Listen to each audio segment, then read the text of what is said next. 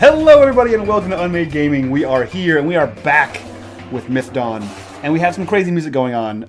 Chad, that's too loud. Hello Eric everybody and welcome to unMadeGaming. We are here and we are back. Oh god. Guys, it turned out I had my one of my windows open with a stream in it when I was testing the extension. Oops. Good to hear. Some nice double talk in my head. But Eric has informed me that if the music is too loud, suck it. That's what he said. I have never said that. Yeah. So if it's too loud, you guys have to deal with it, and that's your problem and not his. So let's go around and reintroduce our characters from our short little break and get back into this craziness that is Myth Dawn. So we'll start with Eric. Eric, who are you? What are you doing here? And what is Myth Dawn? Yeah, I am Eric. I'm Eric Vulgaris. I'm a streamer and designer and just lover of all things tabletop game related. This is Myth Dawn. This is a world built by us, for you, to enjoy and watch us suffer through. It's been a really fun game. This is a super high concept, weird D&D game where we basically threw out the player's handbook races and kind of the Forgotten Realms, and we created our own thing with a lot of magic. And I'm super excited to see where this goes because I really don't know. And I'm kind of drawing myself into a corner with this plot that we're on. So it's going to be fun. Sweet. And braving a detrimental illness to be here to play Myth Dawn with us. Summer, who are you? What are you doing here? And who are you playing tonight? Yeah, the flu cannot keep me down. I'm Summer. I do streaming on Off the Table. We do a bunch of different systems. It's fun. You should go check it out. Let me think. And I do maps sometimes. But yeah, I play Zarina, the Grigori Ranger, and I'm so excited. Literally, when I was laying in bed debating if I wanted to tell you guys that I needed to cancel or not, I was like, I can't. I need it too much. It'll heal me. This will make me better. Hopefully this will be my cure. Nice. Sweet. We'll jump over to Meta. Who are you? What are you doing here? How excited are you that this extension works? And who are you playing today? Hi guys, I'm Metamancer. I'm a streamer, GM, I guess a video graphics person, illustrator. I do a lot of different things, so let's just leave it at that. I'm also the designer of the extension that we're finally using for the first time at a real game that is live. It's a little icon. If you're on mobile, you can't see it because Twitch, but if you're on a desktop or Mac, you can see it in the browser. So I play Minea, who is a consort bard, and she is relatively happy-go-lucky, but she's still very tired, and she wants to understand what's going on, why there was a goat man, and why we are in this strange place. And she's actually very excited to get closer to the star, even though it feels like we're kind of off of our path right now. And at least that's how Minea feels, because she doesn't know what to make of this place. That's true. And they almost died.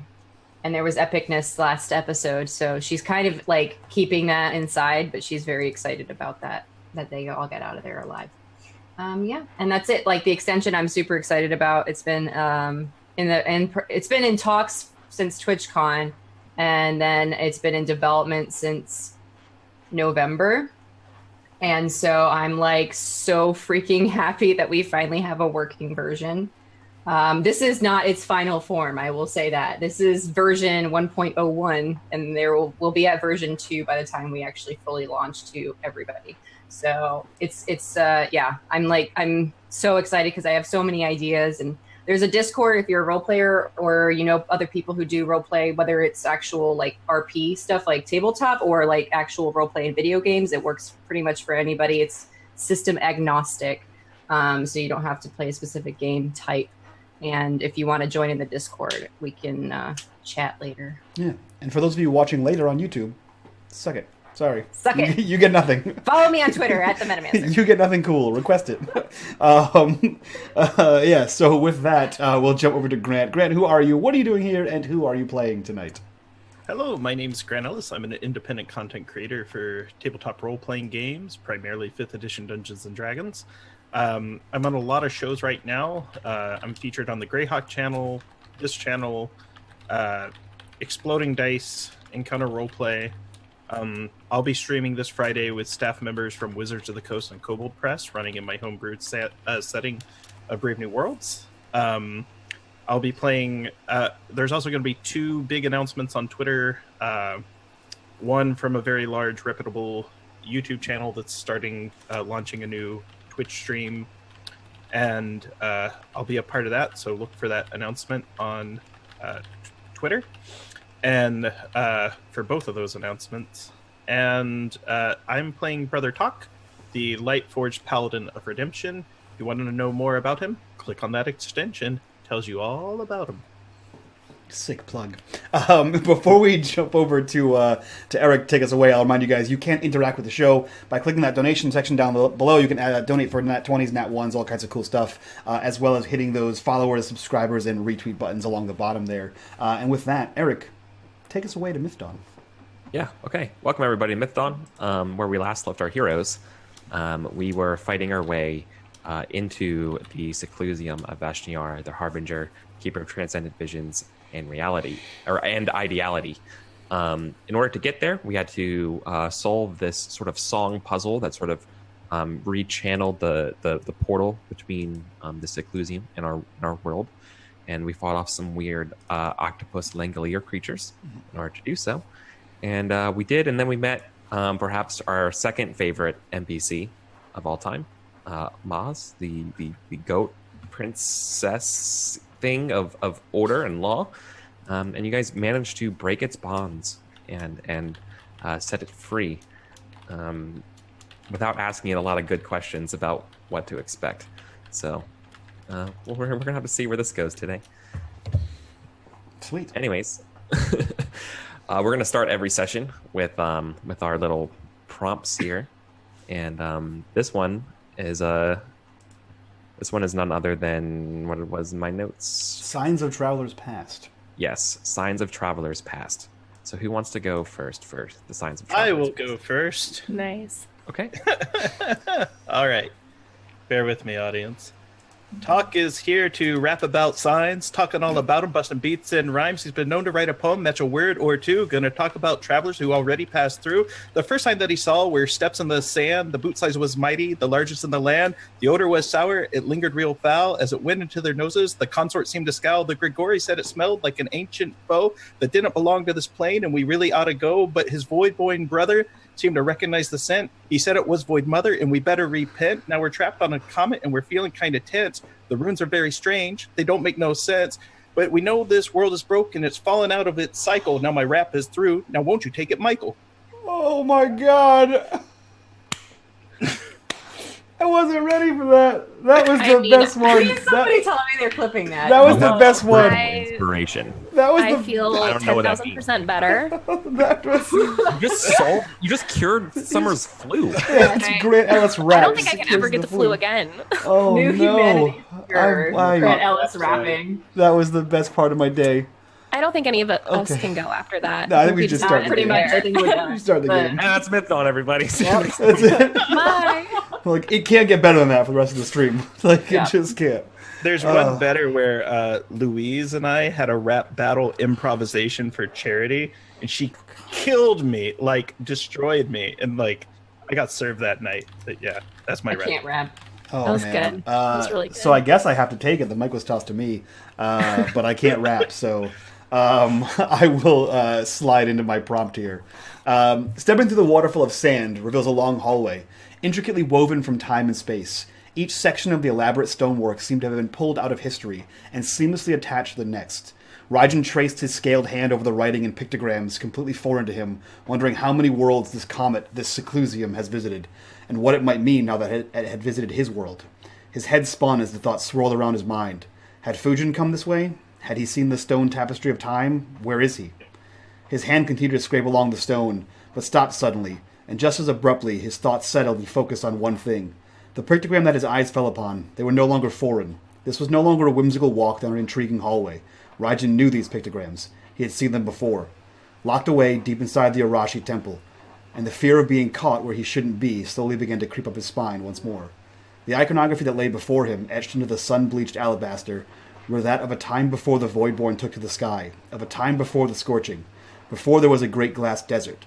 A time when monstrously powerful winged serpents ruled the land and manipulated the people like pawns in a centuries-long game. This was a time before the Void Mother encircled the world, a time when the world warred with itself, a time of chaos, a time known as the Great Churning. It was a time when the Void Mother made herself known and gifted the world to the Voidborn if they could only take it. But these images only existed in scrollwork and legends created by the few, now long-dead survivors of the Scorching. And the ones before him looked like they were taken from the very temples themselves. How could they be here? How many times had Vashnyara passed? Did it have anything to do with the rise and fall of the winged serpents? Dope. Dope. Sweet. Next. Meta. Okay, I'll go next. That's fine. Her hand touches the dusty cold stone as her eyes transform, waiting for the ripples of the land's memories. She sees it, where the dark is blacker than black in a color of its own, where nothing is something and the dark is yet clearer than the light. It had always been there, short periods of consciousness between sleep and non-existence. Maybe it died each time and was reborn. That's if it could die at all. Then it tried to think of itself and whispered her its name.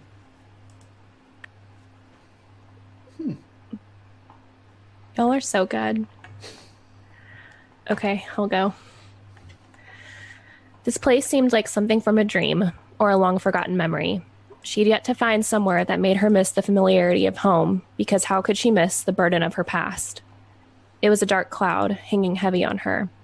She couldn't help but remember her mother's face and wonder if she ever missed her. Along the path they walked, she could see old pieces of armor buried in the ground, acting as stones, misguiding their path.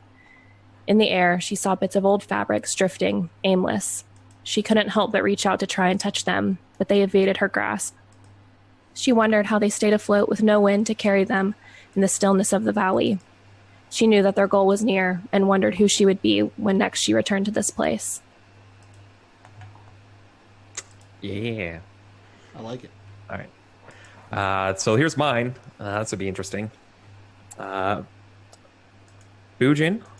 looks at the stones of the travelers who came before. Heavy breaths are heard. A warrior's final breaths. In these rocks is the language of the fates and their brutal truth that exposes the lie.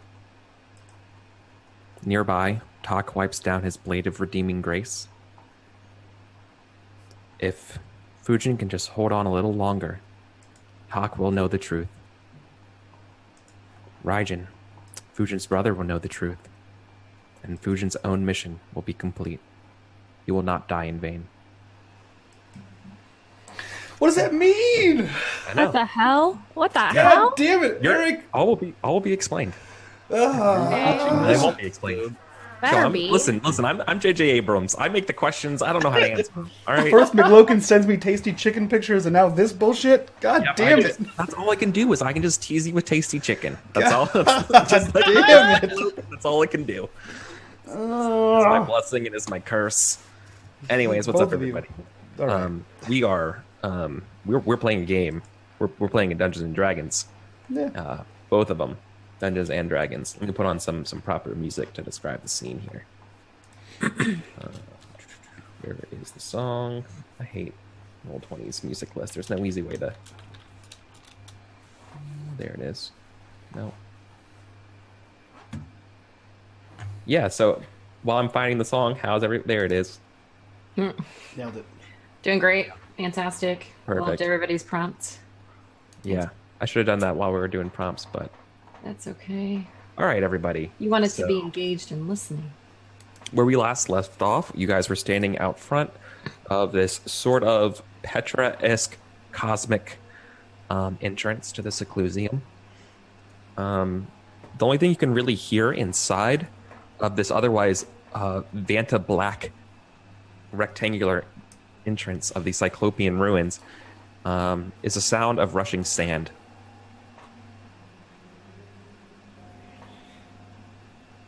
Oh yeah, so we just taught Meta a new spell. Mm-hmm. You did. Protection from good and evil. Yes, That does not that's count against right. your bard spells. This is now a thing that you can do. Protection. I have it on my list, so I remember. Yep. if you just close your eyes and remember the runes and you speak them in your mind in the right pattern, you can cast that spell. Okay. It is a gift from looking at the walls of these strange symbols. Yes, there was just like a curtain of sand, right? That's cascading down. I think we ended with Raijin stepping through the cascading sand in this strange hallway in his opening scene with the crazy pictograms everywhere. Yeah. Is everyone else following? Yeah. Okay. Yeah. About 10 feet behind him. Yeah. Okay. The sand hits you, but does not stick to you. It seems to wash you and then just kind of keep going. And there's no speck of sand left on you as you enter this this void. You're lit by sort of this strange underwater like light source. You know, if imagine having a light underwater, that sort of rippling, sort of light bluish light. Otherwise, of a you enter a room that is not made for humankind. It is a cyclopean chamber. As far as you can tell, the distance back to the wall is maybe hundreds of feet. You kind of look above, and you just see an infinite series of smaller and smaller arches that are all just intricately patterned. Each of these ritualized patterns sort of stun and perplex you about their purpose or origin, and just this immediate patterned sand around you just seems to I don't know, just kind of bewitches you a little bit, just in terms of what's going on here. There's no other known entrances or exits to this giant chamber. However, in about the perfect middle of this place, there is a perfect circle of just this stream of waterfall of more sand. Rather than this sand sort of like leaving and splashing and getting everywhere, it is completely circumscribed by this circle. Where the sand falls, it creates a sort of kaleidoscopic mandala of just shapes that move and ebb and flow, and in various patterns and colors.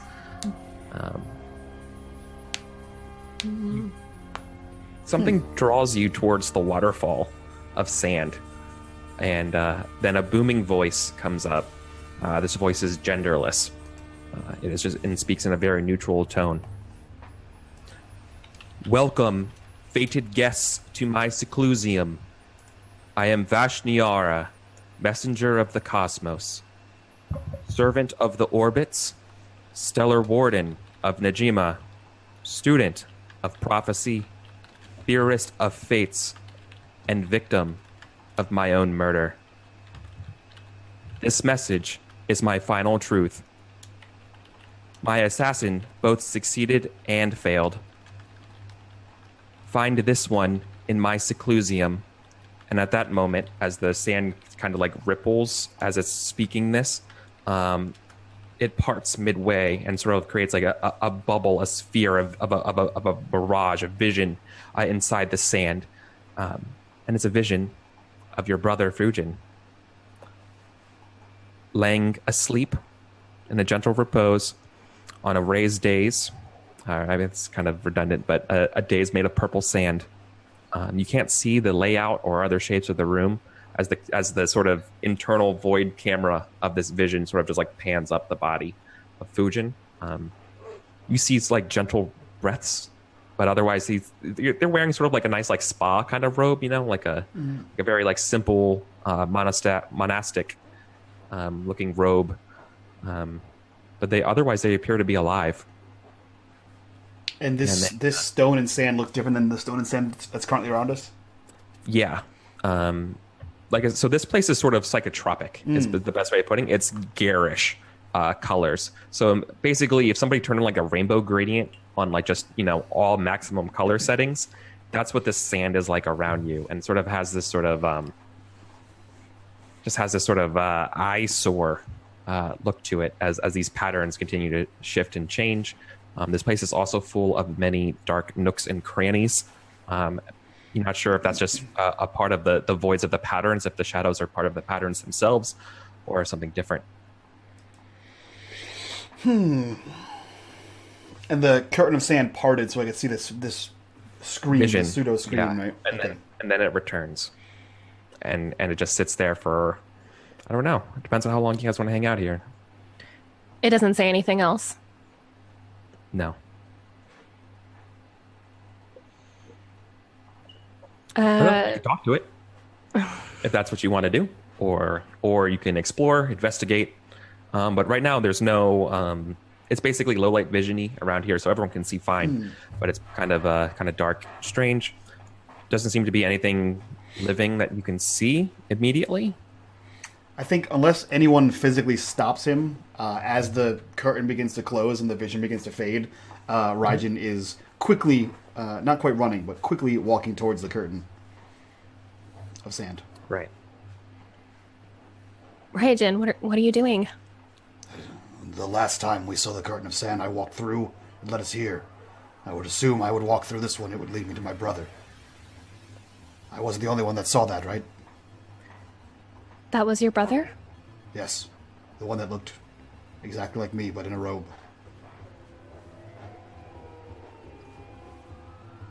Oh, that's the difference. He the assassin that The robe's the difference. Is he the assassin? Is your brother an assassin? No, the assassin That's what it failed. sounded like. But it's the voice said that the assassin Failed. And not- succeeded. and succeeded. Yes, perhaps Maz was the assassin. I No, don't think so. he was a guardian. He wouldn't let us through. He was a guardian that wouldn't let us through under pain of death until we freed him. And he was no longer bound here. Had we tried to get through, he would have killed us. What would your brother have business here? I have no idea. He was sent to find the fallen star. We assumed it would crash, bearing treasures from the Void Mother. This is not that. Is there any entrances or exits out of this room specifically? No. Or is it just back where we came from? It's back where you came. Okay. Minea's gonna kind of run her hand across the sand that's in the circle Yeah. to see if she can actually part it or anything like that. Yeah, no. As soon as you interact with the sand, the voice starts speaking again. Oh. Only this time it says, "Transcendence is the driver of all hope. By evolving, we believe." Oh, does You anybody meant know what sister. that means? You know about transcendent stuff, don't you, Talk? With your deity. Not so much. No. But you're old. I mean, What are you trying to say? Well, that you know things. You've Sorry. lived a long time. Yeah, that was here's what I'm trying to. Here's what Talk is trying to do. He's trying to discern if anything in this room is familiar to him. Trying to tap into the deepest part of his brains to see if he can connect with an echo of a memory. Now, if he can't at all, because this whole place has been very, very, very alien to him, outside, inside. Does Talk have any recollection of this room at all? Yeah. Make a history check with advantage. Okay. Here we go, guys. I got to that one. Yeah, you got a 15. Sure. So ask me a pointed question, and I'll answer one honestly.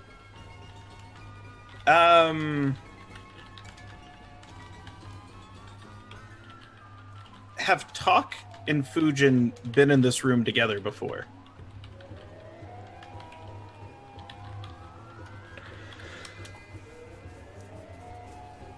Not yet. Okay. Okay.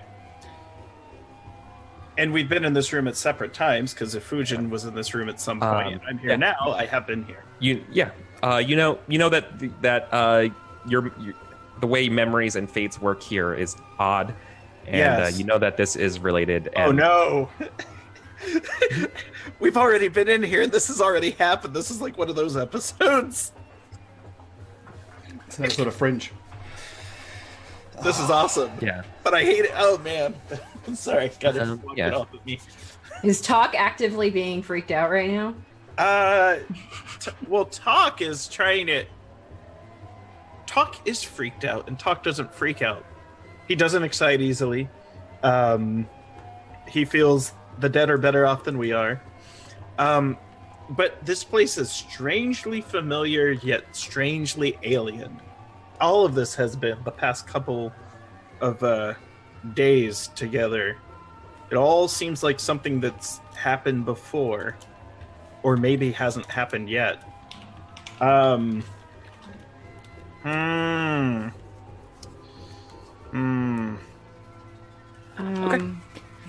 So there was no adverse effect when Min touched the sand, right? It just spoke to her? Yeah, I presume you only touch the sand once, right? Well, yeah, I went like you know when you like do that across water, like the yeah. Your hand is completely dry. Yeah.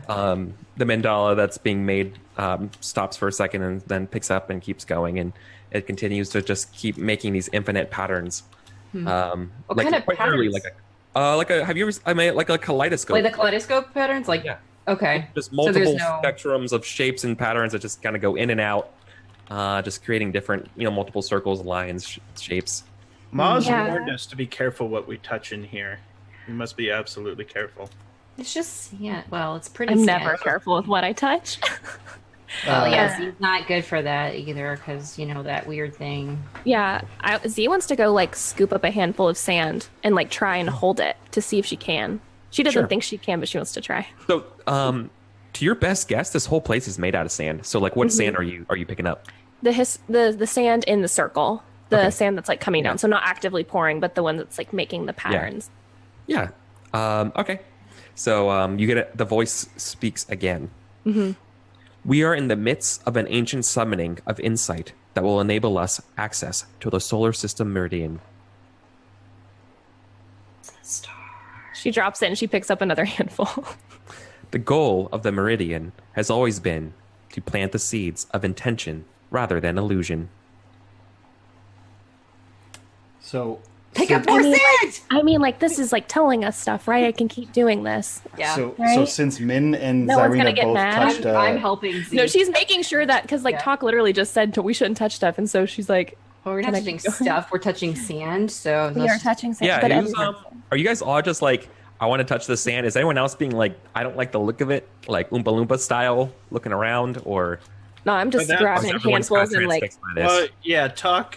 We were warned not to touch, or to be careful what we touch. So it's kind of observing our surroundings. Yeah. Min's too excited. And since he was mid stride and no one stopped him, and two other people touched the sand, Raijin continues his movement and he passes through the curtain. Okay. Yeah.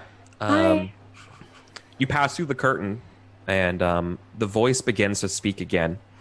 Especially, I think at that same time, Zarina was also touching it too, right? Mm-hmm. So like two people were touching it.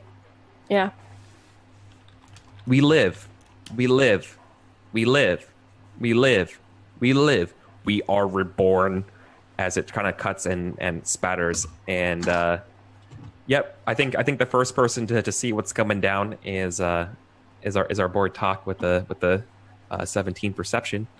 More of those little Langolier things that we fought have shown up, descending out of the corners and shadows of the rafters. They descend like bats, and want to mess you up. Is Raijin gone? No, Raijin, you pass through the other side of the sand. While you get bathed in the sand, though, can I show you? I can't just bring one person to another roll 20 page. Oh no, you can't. No, you can show one person an image. We'll all get out of. We can close our eyes. Yeah. You're as you're bathed by the sand. You get a sort of sense in your brain of like there's more to this place than what appears. Like if you could concentrate, you could go to other parts of the seclusium. That's why I feel when I'm inside the circle. Oh, there's doors, and like, oh, there's a map, and then you go through, and you're like, what? And then Talk is probably calling out, that we have company. Okay. So cool. We bring you to. Oh, I completely forgot. Did we take a short rest? When? Yeah, that's the question. Have we since we got in the last combat to now? Have we taken a rest? Yeah, you probably should have. Yeah, we did though. I thought we did. Yeah, I mean, I'm at max hit points, so. Okay, because I'm totally not. Oh. I have all of my shit is still spent. There they are. What about inspiration? You boys. We didn't ask about that. Do we just automatically get it when we do our prompts? Is that how it goes? That's how it works each time. Okay. All right. This music though. Oh man, getting ramped up. Oh, look at Let's it. It's do so this. 3D. It's so 3D. Isometric. Yeah. Love it. This is dope. Min, you were over here with the sand too, right? I was with you, yeah. Yeah. There is at least 3 dimensions. I'm pretty much always by Z. You guys can just automatically assume that I'm next to her no matter where we are. In case, that picture wasn't obvious. So Yeah. just think about that. And that's literally how they are all the time. I mean, my initiative is always golden. Oh, gotta roll the thing. Oh man, come on. What happened there, Mike? I don't know. I'm gonna Excuse re-roll me? that. I don't That know. can't be. That can't be. That is 100% not correct. I don't know what happened there. Roll 20. Way to be, you roll 20. Why is it doing that? What is Is happening? it adding? Why is your what's initiative? I don't know. Oh, Plus because there's a 19. 1d20 comma 1d20. I don't know what that is. It should just be in the damn sheet. I'm just gonna do this. /R 1d20. Plus your initiative. Yeah. I don't have initiative I think bonus. it's 0. I have 0. Oh, okay. Okay, so I'm an Pretty good. actual 18. All right, that's so weird. I'll, What the I'll put you hell? at the 18. What It's the okay. hell It that actually was. doesn't affect the order. You were still going second. Yeah. All right. As the 4 of these things descend down, Zarina, you're the quickest on the pool here. What do you do? Yeah, I'm gonna attack this one right next to me with my short sword. And I'm gonna use my. They're not close enough to hit you with a short for you to hit with a short sword. They're cool, so I can they're about shoot. like 20 feet. They're like literally descending down like bats from Oh, okay. Yeah, then I'm gonna shoot with my longbow. Hell yeah, that's way better. Yeah, and I'm gonna use my my extra attack basically. Okay, so I'm going to. Oh God. So the first one doesn't hit, but I'm gonna try again. See what I can do, please. Okay. All right, second Better. one's good. Yeah. And then I get an extra 1d8 for this damage. Okay, and extra. Yeah, 7 and a 4. Awesome. Yay. Yeah, and I'm gonna shoot this one that's like quote unquote closest to me. The one that's like hanging down kind of above me. Okay. Yeah, because you did go twice, right? Or no, that's. That was my second turn because I missed on the first Oh, one. that's right. Okay, perfect. Okay, cool. Next in the order, Raijin. What can I see through this curtain of sand? Can I actually see through to the other side so I don't know that these guys are attacking? No, but you can see the because of the light in here, you can definitely see that there's these black octopod-like shapes floating down. Okay. So if he can grasp that there is danger on the other side, despite being incredibly distracted by what's happening, and most of his head is filled with thoughts of his brother, he is going to charge back through this thing as the closest line between 2 points is a straight line. He is going to charge through this thing up to these guys and in between Min and Zarina, and as he does so, he's pulling out the shield and sword. Ready for the ones to show up. Yeah. Are there any? They're still just descending like spiders, right? Yeah. Okay. Yeah. So he draws his weapon and shield and sort of Yeah, takes up a. I'm going to take a dodge action to Right. defend these two. Okay. As you rush through the sand, it ripples and the voice speaks again. Being, look within and beckon yourself. Although you may not realize it, you are technological it can be difficult to know where to begin. And yep. I like this. It's so much creepier knowing what you're using. I don't like this at all. Min's turn. I am going to take out my, manifest, I guess, my violin and begin to play the song of Vashnyara. Oh, the song? Okay. Make a perform check for me. Okay. Oh, damn. I mean, Okay. come on. All right. That's really good. Practice makes perfect. So, my instantaneous thought is like, this worked last time, okay. Yeah, no. That is really good here. Let me just make some reflex saves. Okay. Actually, it's actually wisdom. It would make more sense wisdom, as they do not like the song of Vashnyara here. Yeah. I'm just doing top left to bottom right in order of all of them. Okay. Okay, one makes their saves. Okay. So that means that's a really good roll. So let me do damage. What's your charisma modifier? How about you do this? Roll 48, add your charisma modifier. Roll 48? Yeah, this is the damage that the song sings to all of these Holy. creatures. Wait. 48 plus your charisma. 40? 4d8. 4D. Oh, I was 4. like, what the heck? 4, yeah. The number 4, before 8 five, side not has 40. 48 I was guys. like, say what? Okay. That's too many. Nice. Okay, that's really good. Yeah. Does anything else in this room react to the song? No. Okay. This is so Way to Stranger go. Things. I love it. Yay. Way to go.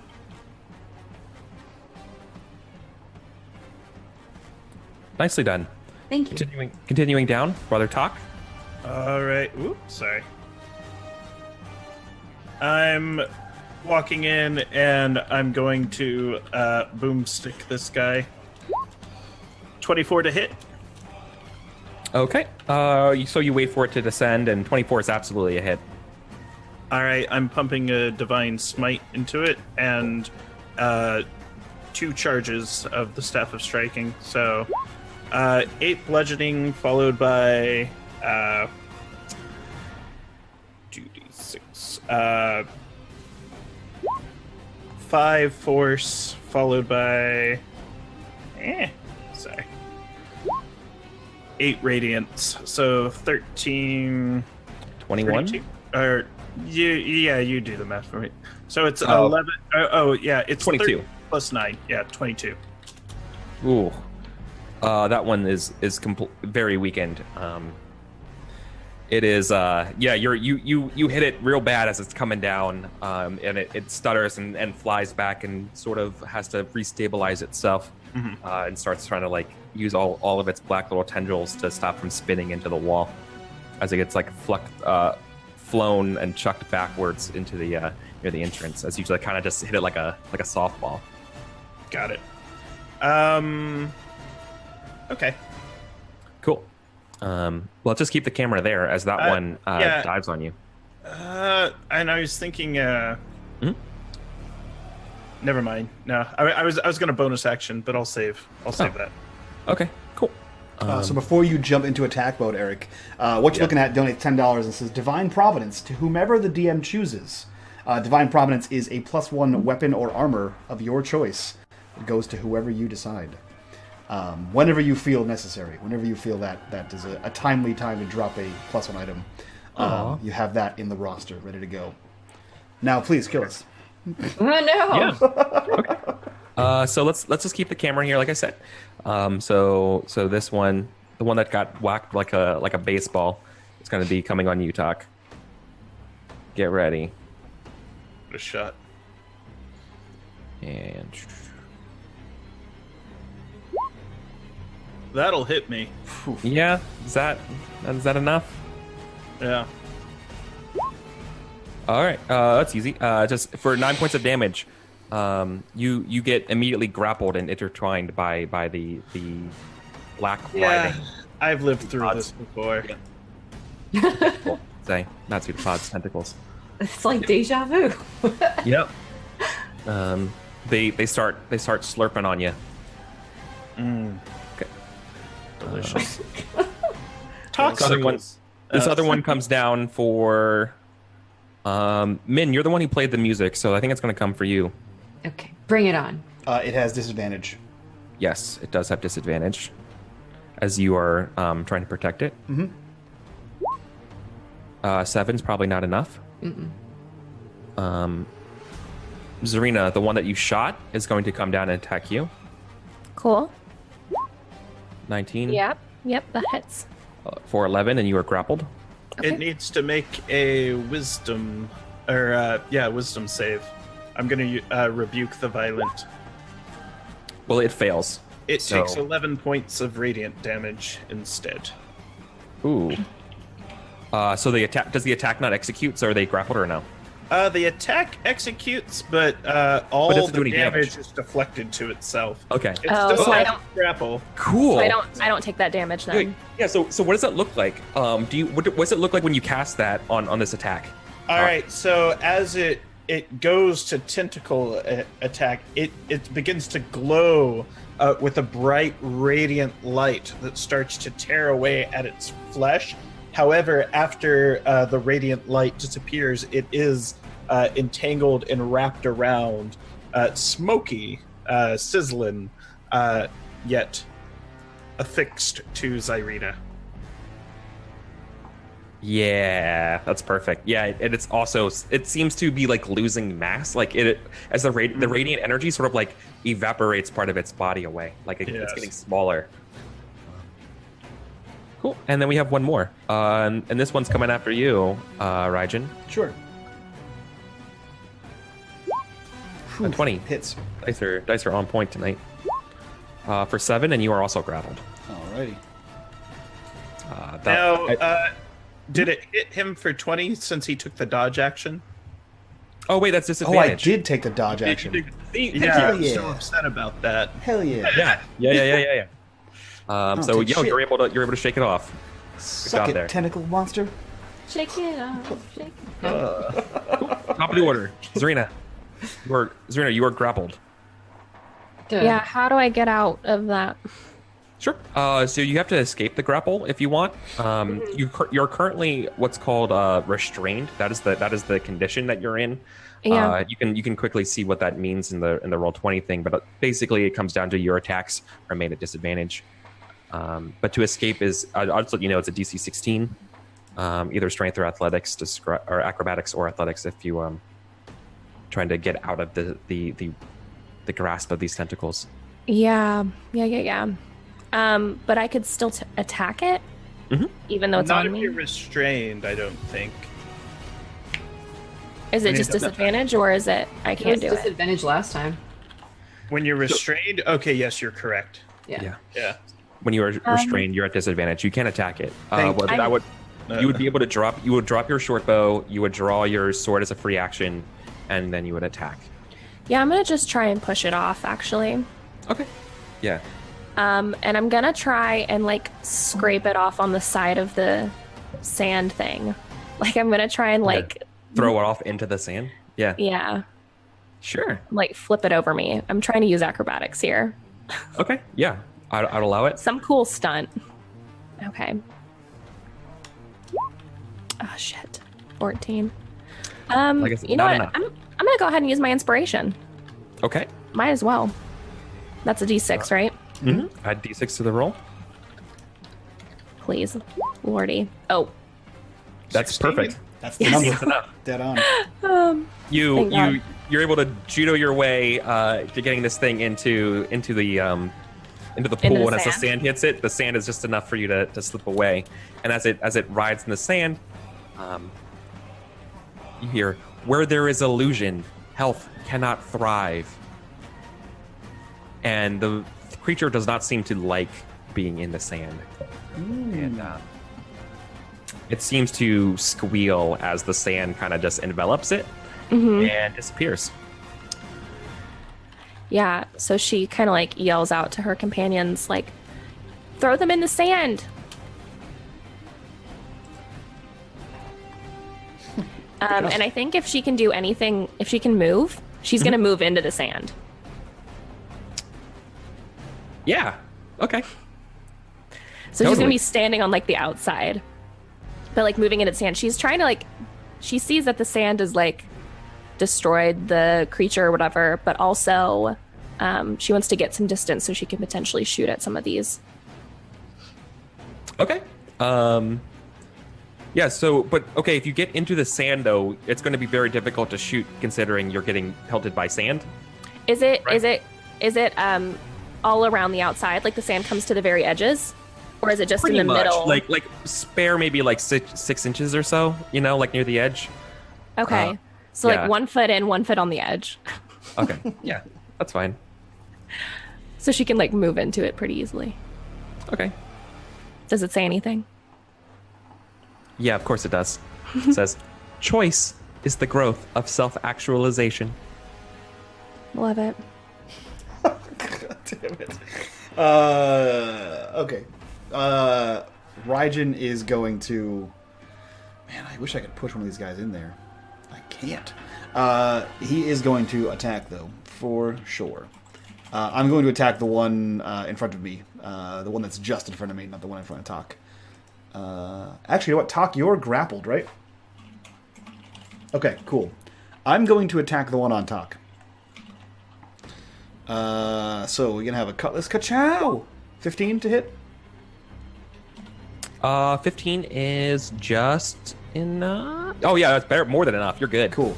So it's going to take Damage. 5 slashing damage. Okay. And then, as a bonus action, I shield bash this son of a bitch with a nat 20. Suck it.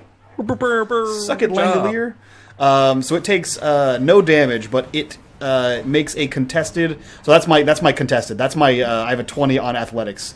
So it can make a athletics or dexterity to not be knocked prone. 21. Not enough. It is knocked prone. It is either knocked you prone throw or it to the pushed. ground. So I can either knock it prone or push it 5 feet away. Which one of them would remove it from Talk? I mean, prone wouldn't move it, so it would just be attacking. Well, it's interesting. It would make Talk have even dice with it, rather than being disadvantaged. But if I push it away, would it get it off Talk? No. Okay. It would just take Talk with it. Then in that case, yeah, I basically like slash at this thing, and then I take my shield and rake it down off of Talk. So now it's still grappling his feet, but it does even out the dice for him. He's no longer at disadvantage. And then I hunker down behind the shield and ready my my defensiveness. Yeah, it is getting very, very weak by these attacks. It screams. It sounds like a hog or like a pig. Like it's like wheezing, or like a balloon that's slowly being deflated. Neat. As tentacles are trying to get on you. I like it. It's not great. Okay, awesome. Min? Okay, so I'm going to, with my free hand, grab my whip, and I'm going to try to grapple the one to my right. Sure. And pull it with me into the sand. Okay. So that's going to be okay. To adjudicate that, I think that's going to be an attack roll, and then a acrobatics or athletics check, I guess. Yeah, acrobatics, whatever. My whip. Sure, because you have to hit it first. Yep. 22. A whip, 22. Yeah, I'm feeling 22. Yeah. Good job. It's 2 in one night. It's 2 in one night. I don't know about you. And We're swift with those puns, man. using my acrobatics to kind of like dive into the sand as I have this thing grappled. Please don't be shitty. Yeah. Well, it's a contested roll, so we'll see. We tie. I use inspiration. Oh, Okay. Nice. nice. Well, Yes. Nice. Hell yeah. Yeah. I never use inspiration, so I was like going for it. Whatever. Yeah. Hell no, yeah. good job. Good. Okay. So glad you Yeah. guys are using it. Yep. So you and this creature step into the sands, and the sands, they speak once more. Nothing is impossible. This life is nothing short of a summoning network of self-aware karma. And with its words, a summoning network, it just literally dissolves into wherever once it came. Mm-hmm. Yay. Okay. Okay, that's your turn. Talk. Yeah. I'm casting sleep. 34. Is it a sleep? It is So asleep. that's everything in the All right. area. I'm dragging it into Yeah, I guess it can. So Well, unless yeah. I'm dragging it into the sand area. Just So- all right, you. to be clear, sleep hits multiple targets. Yeah, but Well, it's based off of Hit points. Yeah, You it's can based pick off a point. of. Look, you Going can by pick a point lowest. that only hits you. Yeah, or only hits the that creature, right? Oh no, Yeah, it's like a yes. 10-foot radius, so it could hit the other creature too. Is what I'm saying. The way it works is it Depending starts with how the much it is starts with left. the lowest hit Yeah. point monster, Yeah. and then goes up from there. Yeah. Is it enough to make both of them fall asleep? Curious. No, it hits the. No, it's not. Okay. It hits the All right. first one. Question for you: does that make a wisdom save, or what? does it just happen? No, it just Yeah, happens. It just happens. Does that? Okay. Yeah, and so Yeah. I'm going to drag it into the sandy circle. Okay. Pick it up, hoist it in. Does it disintegrate? It does. Woo! And says, "Well-being is the nature of presence. To wander the myth is to become one with it." Thanks, There are Mom. now 3 of us touching the sand, just FYI. Yes. I know. Oh, I know. Raja, get your butt in here. It's not my turn. Then I use Grab the that rest of my- mofo and get in here. I use the rest of my move to return out and stand with Raijin. What? Okay.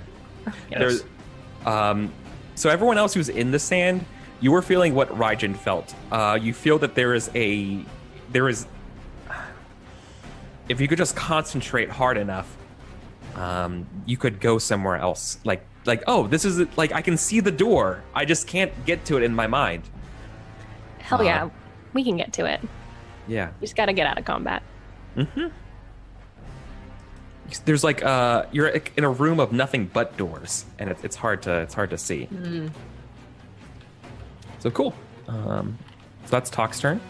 There's one of these creatures left, and it's totally gonna go on you, Raijin. A 9 is not gonna be enough. Nope. Yeah, for sure it's not. Nope. Okay, top of the order again. Serena, what do you do? This last one's not on him, right? No. Okay, I'm gonna shoot it. Yeah. Cool. Oh my god. Today's not my day. Not enough. Sick. Oh, rude. It's because I'm sick. Z is sick too. She's got the flu. Yeah, she's got the seclusium flu. The seclusium sickness. Just as she starts to Seclusium? shoot, The seclusium. just as soon as she starts to shoot, she sneezes. And sand it comes out. it just embeds itself into the wall of the sand and just gets eaten by Whoops. goes away. Perfect. I'm gonna cutlass this biatch. Yep, that hits. Yeah, that's a hit. 5 slashing damage. And ka-chow! Beat a 17, dex or athletics. No. I smashed this her thing down with the shield. prone. And it is now prone, so Top can take it down. I love that you have this is your strategy for fighting these things now is like like if this was Dark Souls, it's attack Yeah. pattern and so it's like attack, counter, smash, Yeah. prone, hit. Yeah, that's why like, when we leveled up to 4, I was like, I could use extra points, but also I could use Shield Bash whenever the hell I want. Yeah, I'm gonna take Shield Bash, and now that this thing's prone on the ground, I'm gonna take a step towards the this thing, the sand pit. do you when you take a step towards it? Oh, I step. presume I step inside. you merge it. Yeah. Yeah. You are ruled by turbulence without realizing it. Do not let it eliminate the growth of your myth. And as he hears this, as everyone hears this kind of echoing through, you hear back through the curtain of sand, "Doc, finish it. Get in here." And that's it. It's his turn. Okay. Min. Okay, so Min's just gonna like step out from the curtain with her hands like open like this to gather sand and just throw it at the the thing. Yeah. Okay. I don't know what you want me to do. You're gonna toss sand at it? Yeah. Make a. I mean, it's a thrown weapon. Make a dexterity attack roll. Okay. Just Dex. Yeah, but you're proficient because it's an attack. It's just you're throwing this sand at it. I'm never proficient. I'm never proficient. Doesn't matter what I do. The sand doesn't like being thrown. Okay. No throwing sand. Yeah. Only a visitor of the infinite may reveal this vision of passion. Pocket sand. I love how I roll the lowest on all of my proficient stuff. Okay. Are you gonna move or stay in the? Move back into it or? I mean, I'm like right on the edge, so. Yeah. Okay.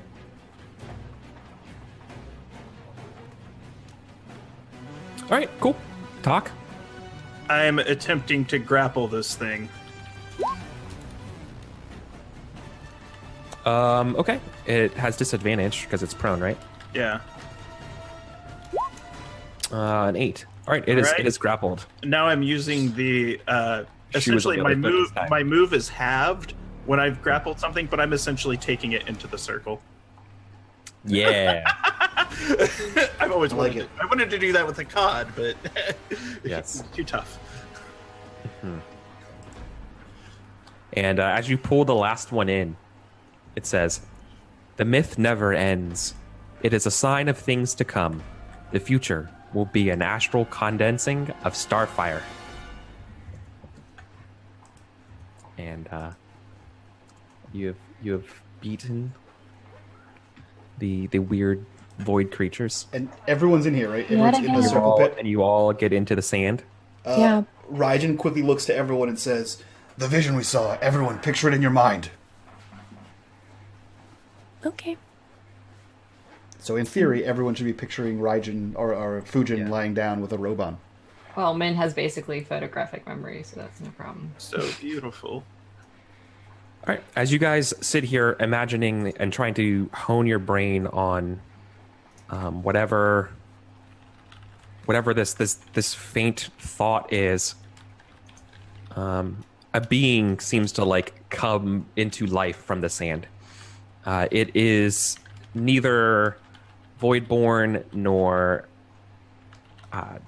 it's Consort. It's neither Lightforged. It is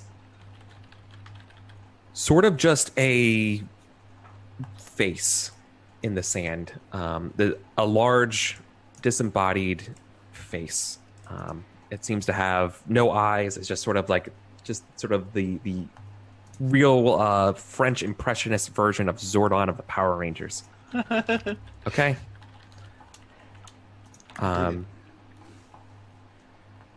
It flickers in and out as you guys figure out how to like concentrate to speak to it.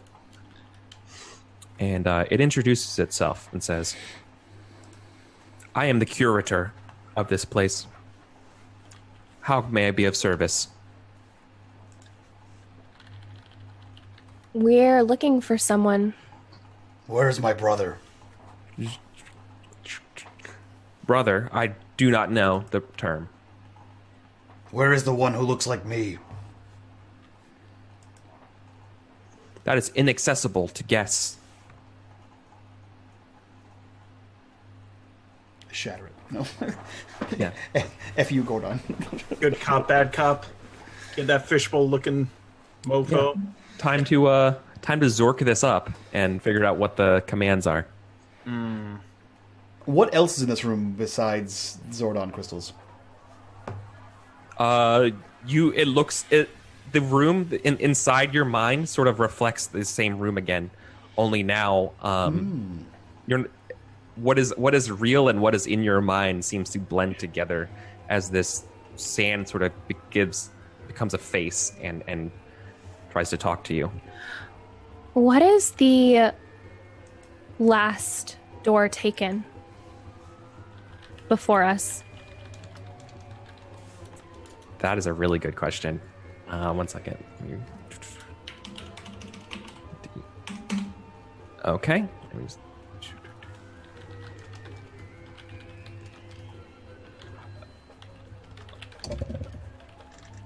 Okay.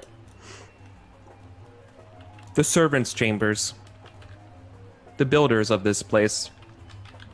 Making repairs to inaccessible.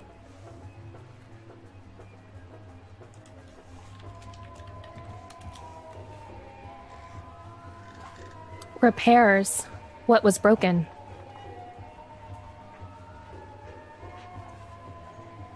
Dogma. Wow. Fuck you, Eric. Dogma. Yeah, right. Just straight up one. Cool. How can we go where they went?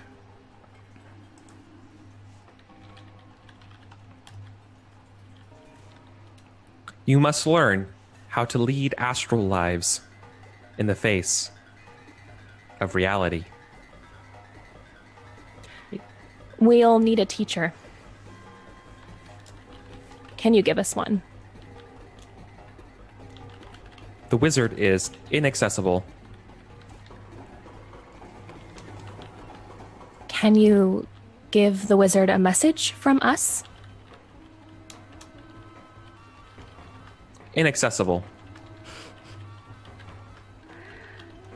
Bring us to the wizard. Inaccessible. Try. It was worth a shot. We're off to see the wizard. What's your name?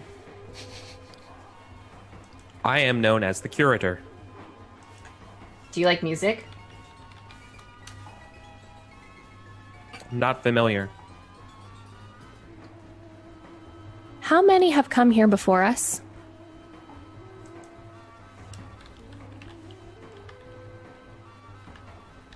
It's gonna start counting Oh. pie. Yeah, it's Oh, Jesus. All?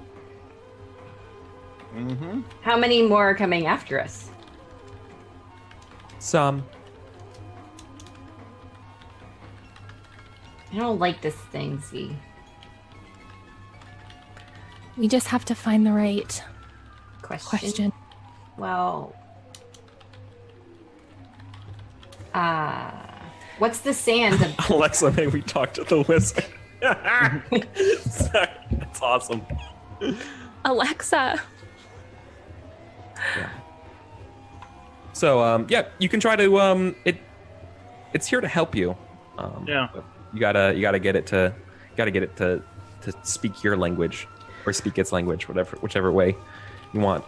Rather than you guys guess here, we can either continue doing that, or you can try to like make either charisma or intelligence or wisdom, or like try to pick up its, Yeah, I want to use... If you rather do this mechanically. Yeah, I I want you mean, to see I your like game. doing it, but I like fishing. But yeah, I would like to roll an intelligence roll if I could. Sure, totally. To see if I can like put together the way that it's like cutting around some stuff. But, Exactly. Did you ask how many people came before us? Yeah. That's a 16. It says all. Oh, okay. Yeah. it's at all. Yeah. Okay. Yeah. All right. A 16 is pretty good. Let me see if I can bring.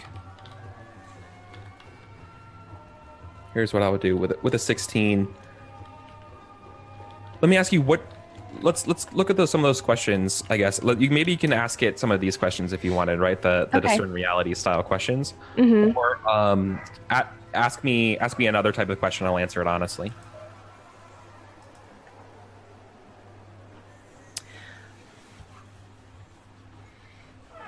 Where should we go?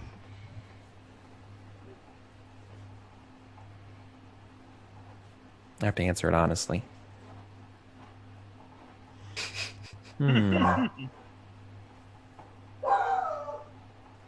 Yeah, where should we go? It is time to take wonder to the next level.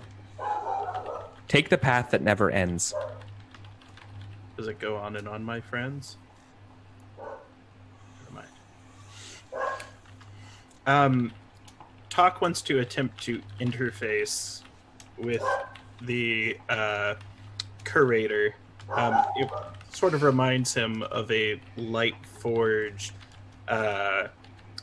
discussion and philosophy that he's had, especially given the idea that there's broken dogma. So he's going to kneel down low to the ground and kind of stick his blank eyeballs next to its eyeballs. And it's going to ask what it knows of the Warden of Najima. Yeah. Okay.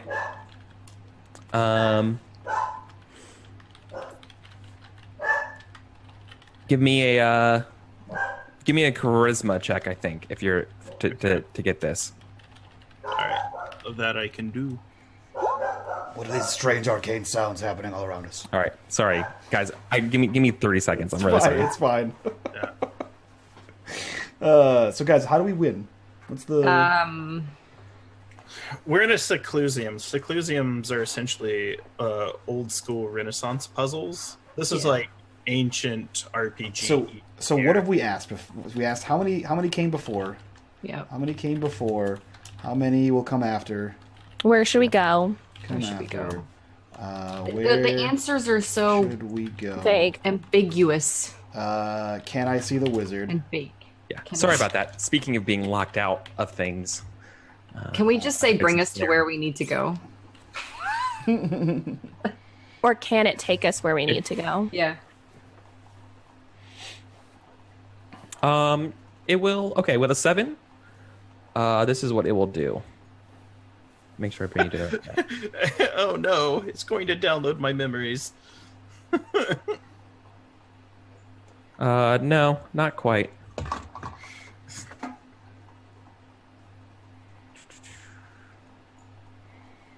Okay, it's gonna bring you over to a map, and it says it taking you where you need to go. And What? That worked. Yes, it points you to the mall map and says you are here. Cool. It's just so much money. Can you guys make a wisdom save for me? As you guys are lurched through sand, it's like being thrown down a waterfall. Mine was pretty good. Yeah. Wisdom save? Nope. 21. How is mine rolling so low all the time? It's random. That's a good It's question. random. Thank you for helping. All my saving throws are always really low. They're always like below 10. Do you remember that episode where none of us could like roll higher than a 5? It was painful. I do remember that. That was painful. Try to forget it. That was a bad time. Okay. Anybody who got lower than a 11, so that's just Min. Yep. Okay. Min, you are frightened. You have the frightened condition, as all of these shapes and colors sort of just send you into a sense of awe. And for everyone at home who's playing this alongside us, along at the home game here, As you do. imagine, if you would, sort of the Doctor Strange getting pulled in and out of reality and time sort of scenes. That is kind of what we're dealing with here. Sorry, music. Moments go on as you're sort of pulled apart and put together. There is no floor, there is no ceiling, there is no space, there is no time. It is until there is a space beneath you. And you find yourselves once again standing inside a large hexagonal room with another one of these waterfalls coming down. The curator's face is still there and says, "Welcome. You have reached the menagerie."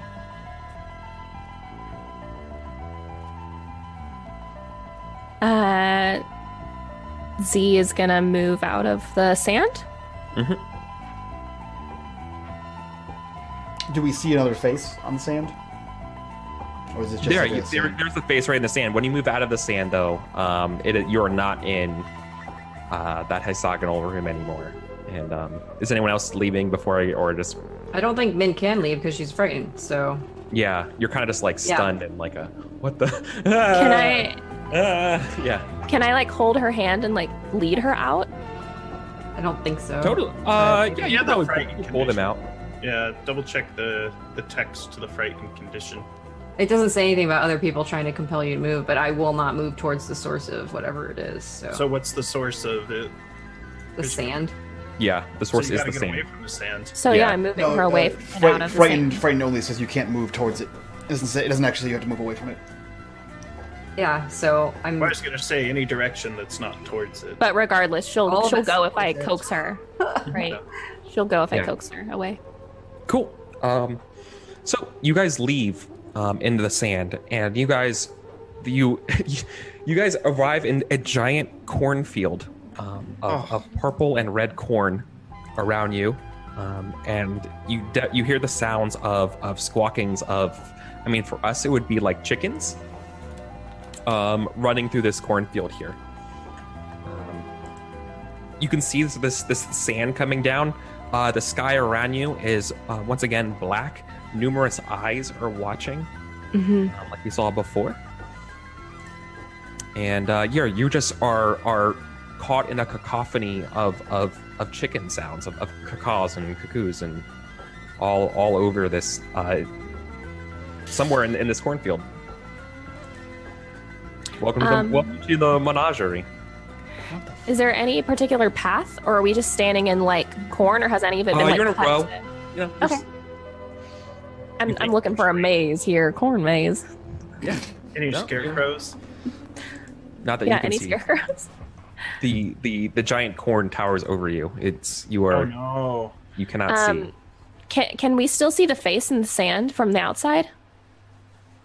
Yeah, you turn around, you can sort of see. If the only thing that's not just rows upon rows of infinite corn, as far as you can see, is sort of this little hollowed out space with the singular falling sand. Once again, the sand, who knows where it's coming from? It just seems to fall out of the sky, maybe like 50 feet up or so, into this sort of kaleidoscopic circle, never leaving the circle.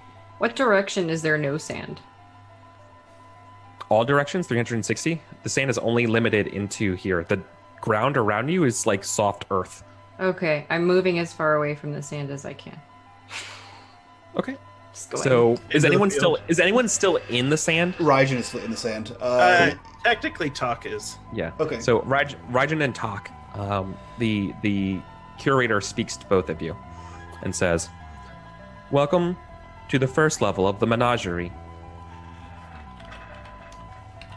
Look upon the horde of Vashnyara. It's beautiful. Before exiting this sand, following the other two, Raijin steps up to the inner edge of the sand and speaks to the face and says, "The one that looks like me that came before, where did he go?" Inaccessible. When you say horde, do you mean HOARD or HORDE? HOA. Okay. That's what I just typed in chat. I was like, a horde? Yeah. All right. It's beautiful. Could I still speak to it even though I'm outside of it? No. Ooh. So I don't know what I need. I don't know if I need to roll anything for this, but Eric, here's what I do. So standing in the same space, trying to communicate with this thing, not convinced that we've done what we need to do, or at least not convinced that he's done what he needs to do. Like the previous circle of sand, I picture Fujin again as clearly as I can in my mind, and with my eyes closed, I say, "Where is he?"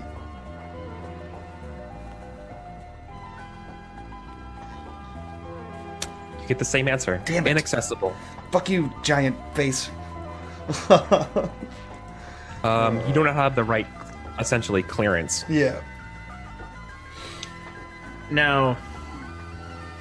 And now you're in a cornfield.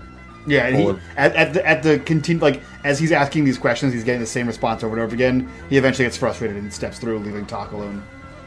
Yeah, Talk's stepping out, and he's going to speak out to the corn. Corn, reveal your secrets to me. But yeah, Worth it. that's not fair. It doesn't always just say inaccessible. I mean, it would probably at some point or another of you just screaming at it would say something to the effect of.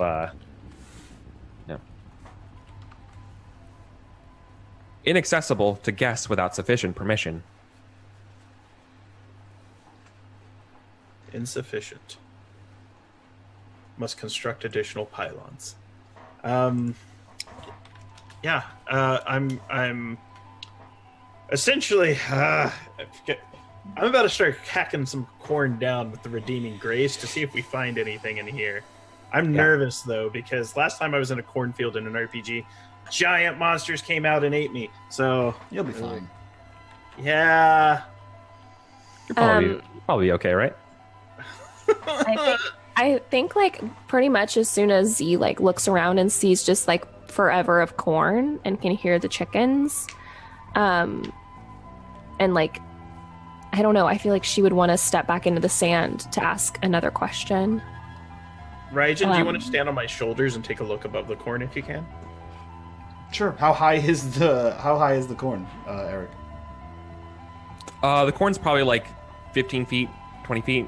Yeah, Very high Yeah, up. it's too high. But we could put Min on your shoulders and you could stand on It's mine. a precarious stack there. Yeah, if you can find Min, she's still walking. I would have held on to her hand. Oh. I wouldn't have let her just take off. Well, that's what I was saying. I don't want to be She anywhere started- near that sand. Terrible If she friend. started to like book it, like started to run, she would have like grabbed him and like, whoa, where are you going? I don't like the sand. Okay, we don't need to. Bad You don't need sand. to. You don't need to run. I can't be near it. It's bad.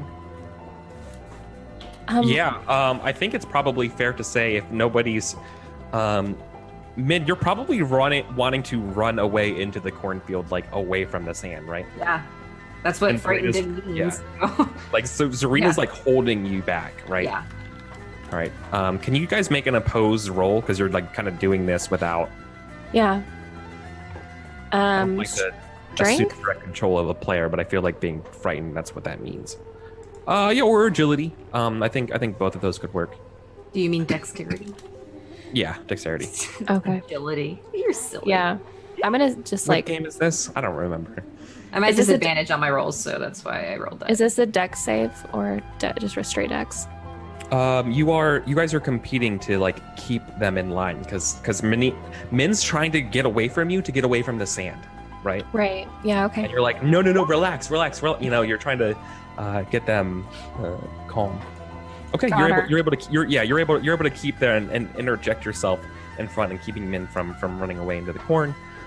Talk, you were cutting down some of the stalks. No, I didn't actually do that. I was considering it, but I didn't want them to scream out in pain or like my eyeballs to implode or something.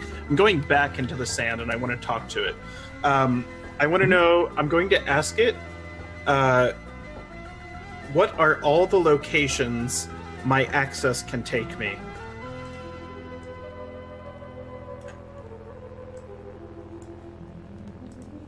Cool. So we're still looking at the same map, right? I think Yeah. so. Purple hexagonals. Mm-hmm. Then let me do this.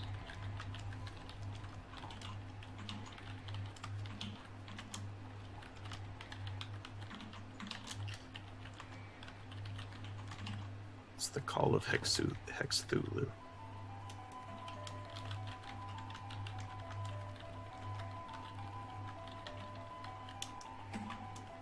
Okay, let me just bring these to the right level.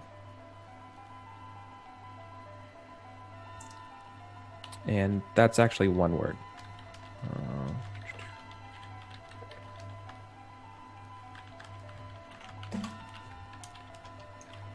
There, those are the 4 options you have available to you. Cool. Menagerie, entrance, menagerie level 2, and servants' quarters. Okay.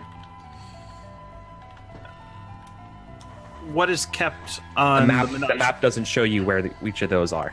Yeah. What I'm asking the curator, what is kept on the menagerie level 2?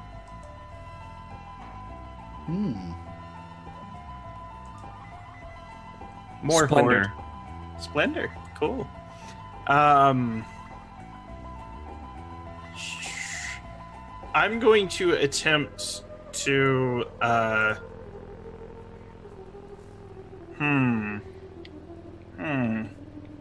All right, I'm going to kneel down close to the curator's face again, extra close, and I'm going to lower my voice and modulate it as much as possible. And I'm going to ask it, name all the locations that I do not have access to. Almost like a deceiving... And intimidating. Yeah, okay. Not intimidating, but yeah, more deceiving. You don't know who I am, but you know what I have access to, so what do I not have access to? Okay, so you're trying to, like, basically deceive it. Yeah.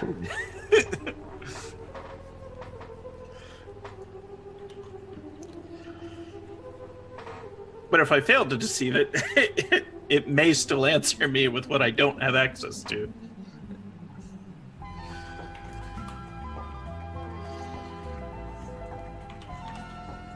Yeah, make the roll. All right. These are all graduated tests. I'm not telling you how difficult. I'm using my and I'm using my inspiration. Okay. 15. Okay.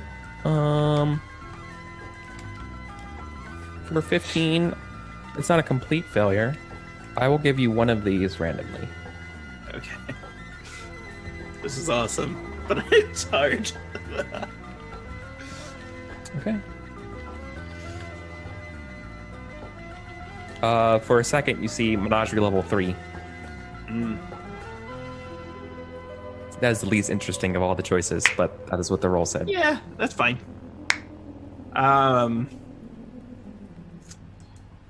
Curator, why don't I have access to the 3rd level of the Menagerie?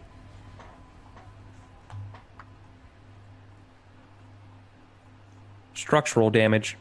Unable to answer question.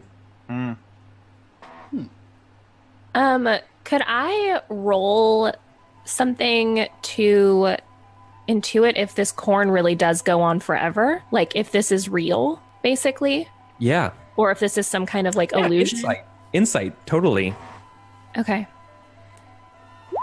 It's an 18. Yeah, no, that's definitely gonna work. This doesn't go on forever. But it does seem to go on for quite some time. Eric, is this like identical corn every direction? Yeah. So it's like it's not a maze, but all it looks like perfectly you can grown. just get lost. Yeah. Okay. And we're in the center of it?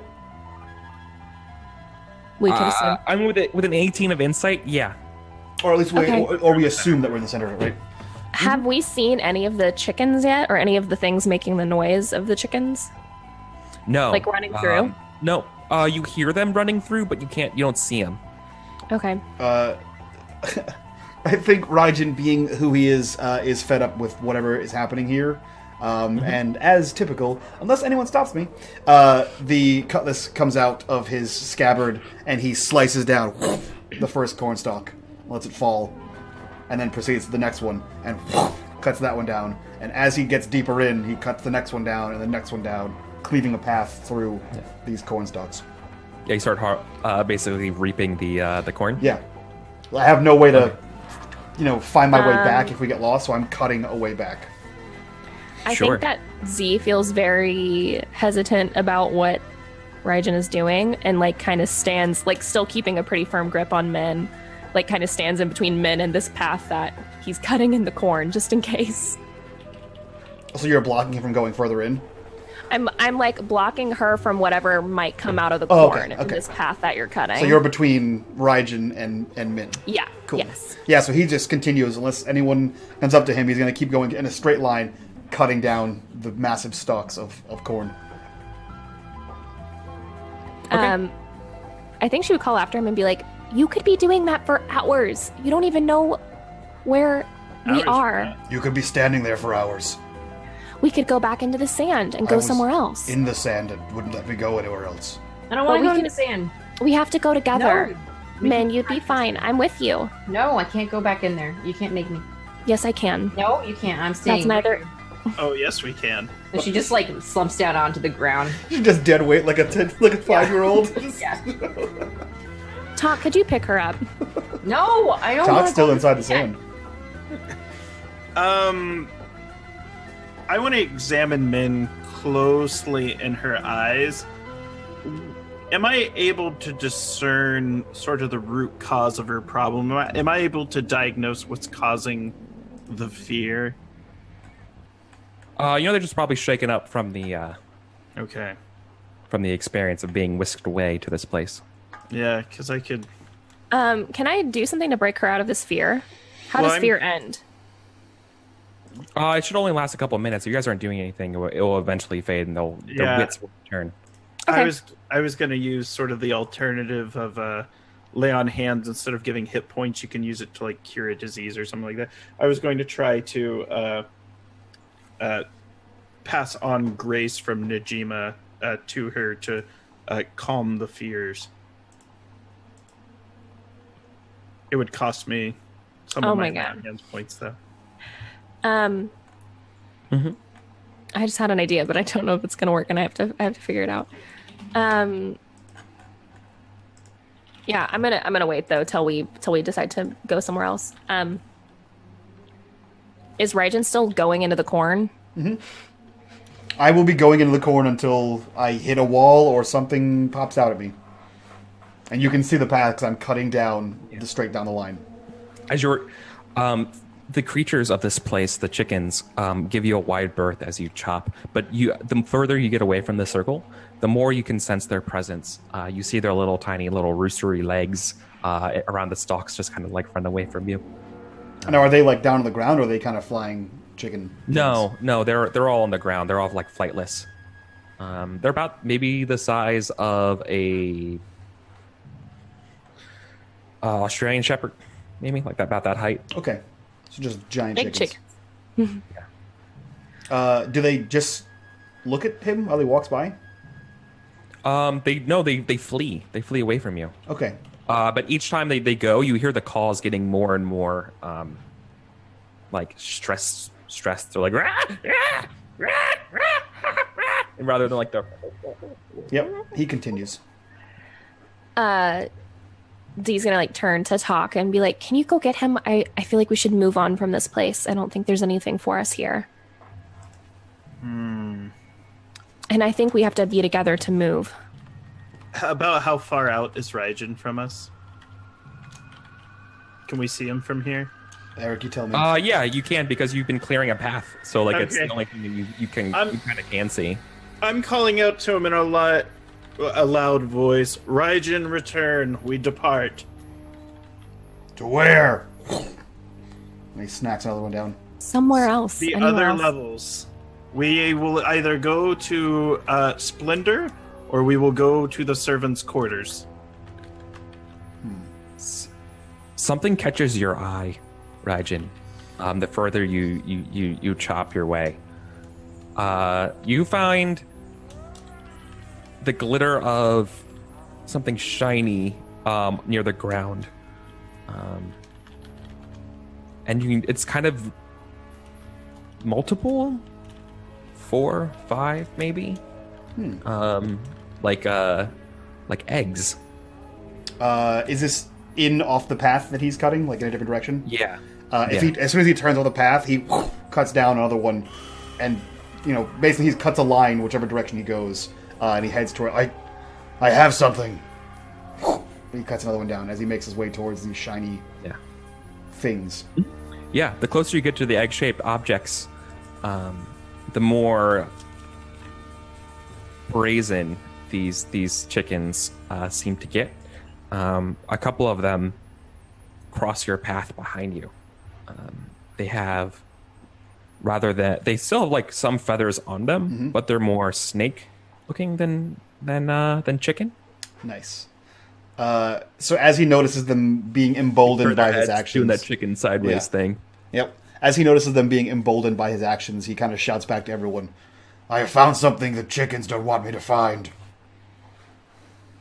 I mean, we probably don't need it.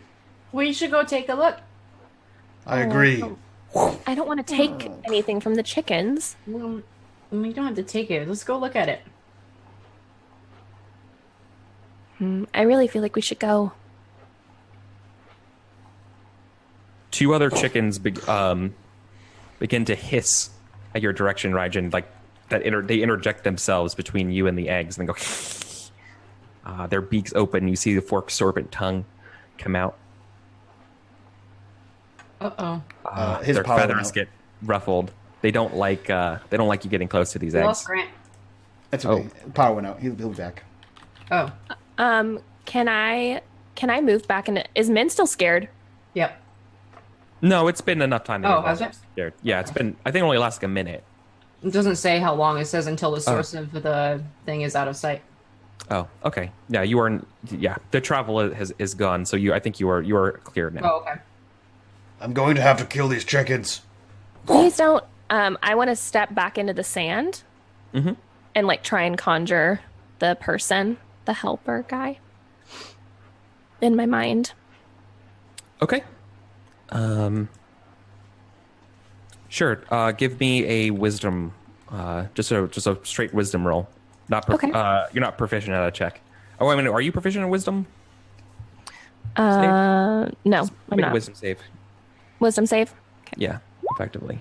Ooh, 11. Okay. Not enough. You don't have that good connection with the curator.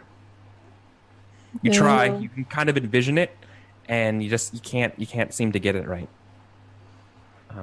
That sort of focus is lost. Maybe it's distractions of the angering chickens.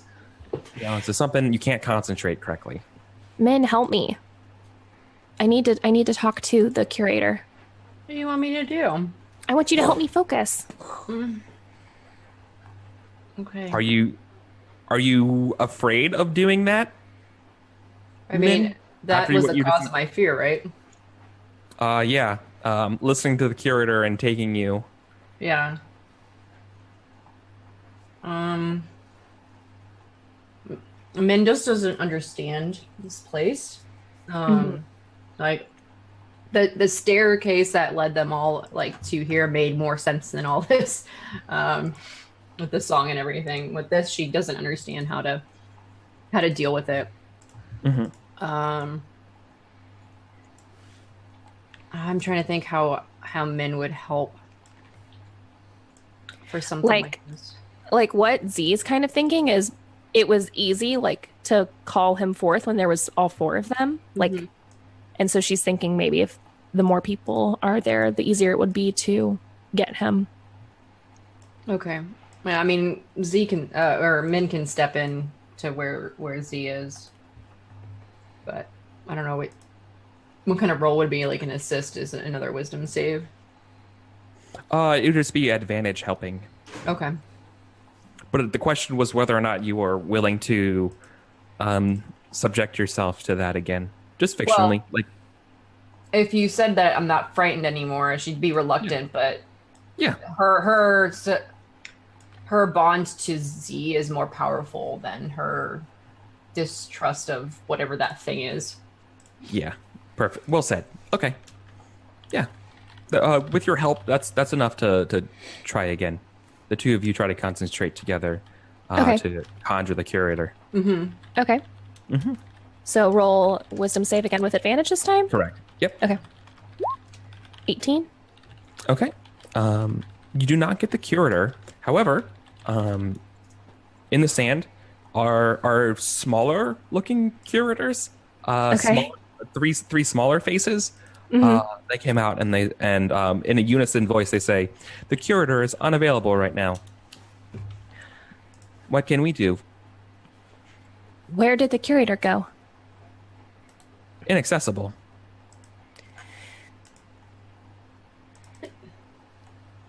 Do we take something here?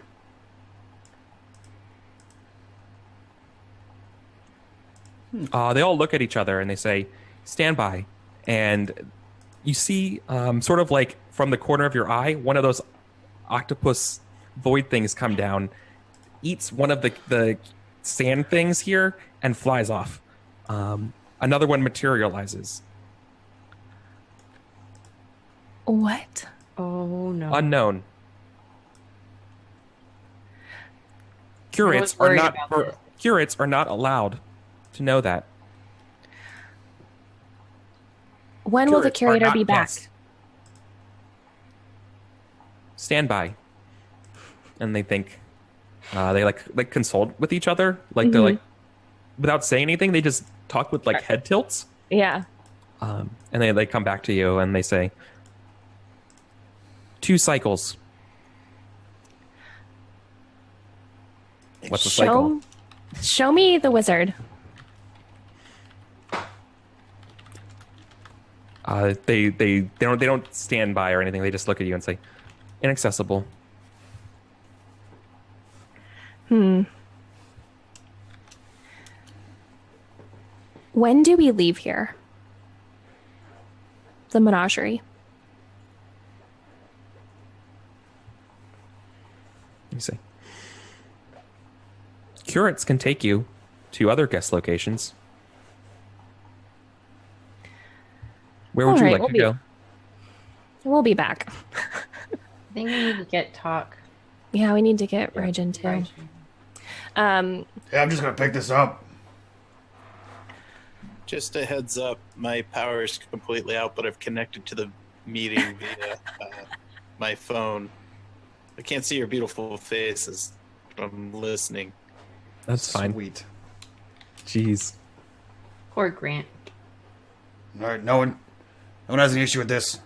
Okay. And he bends down to pick up one of those silver objects. I don't think we're close enough to you to do anything about it. When you reach down, one of them is going to snap at you as like a warning snap. Do you continue, or do you back off, or? How many chickens are surrounding me right now? Is the real question. 6. Jesus. There's 2 in front of you, Okay. 2 in front of the nest, and then there's 2 more on the other side of the nest who are like looking at you guys like, what the hell are you doing? There's other sounds of other chickens nearby too. Yeah, I pick one up. Okay. Then it's gonna get an attack roll on you as you expose yourself to danger, trying to pick one up, because you might get one. Let's see if it hits. Miss. Miss. Okay, it doesn't bite through your armor, right? Yeah. And yeah, you grab it, and it all of the other chickens start hollering and rallying to the defense of grabbing this egg. Well, the chickens don't like this. No, I think you guys all probably you can't really see because you veered off the path a little bit, And they're but inside the rest of sand. you can see- They walk You can in see the that sand. these 2 other chickens, they're like behind you. The two chickens behind you. Anyone looking, their wings go outstretched as far as they can, making them puff themselves up as big as they can. Their tails get out straight. They open their beaks and hiss. A little bit of some kind of like venom, or like some sort of like spittle like drops out, and they look really angry as you hold that egg. Okay. The egg in your hand feels warm. It sparkles and glitters with sort of like flecks of gold. Okay. So as soon as I pick up this egg and turn around and see that all of these chickens have entered chicken attack mode, Yeah, they won't let you leave with that egg. good. Raijin holds the egg above his hand in his shield arm and holds his sword aloft. And he just kind of bellows out, and I think everyone would probably hear this at this point. And he's screaming at these chickens. As I am here to find my brother. Get away from me, you foul beasts! And he swings out with his sword, just like in a scary motion. And I'm going to use Fear the Void. So all of these chickens can go ahead and make me a wisdom saving throw. It is 13. It's a wisdom check, right? Wisdom saving throw, 13, yeah. Okay, so I'll just do. I said there's 6 chickens. Yep. So I'll just do 60, 20, and they each get a +1 to it. Oops, I forgot to do +1. Oops. Oh, that's fine. It's 13, right? Yep. So 1, 2. How many pass? 1, 2, 3. 4. 4 pass. Okay. Okay. So- Two of them flee in terror. Yep. The other ones just begin to flap their wings aggressively and want to attack you. Okay. Which two fleed in terror?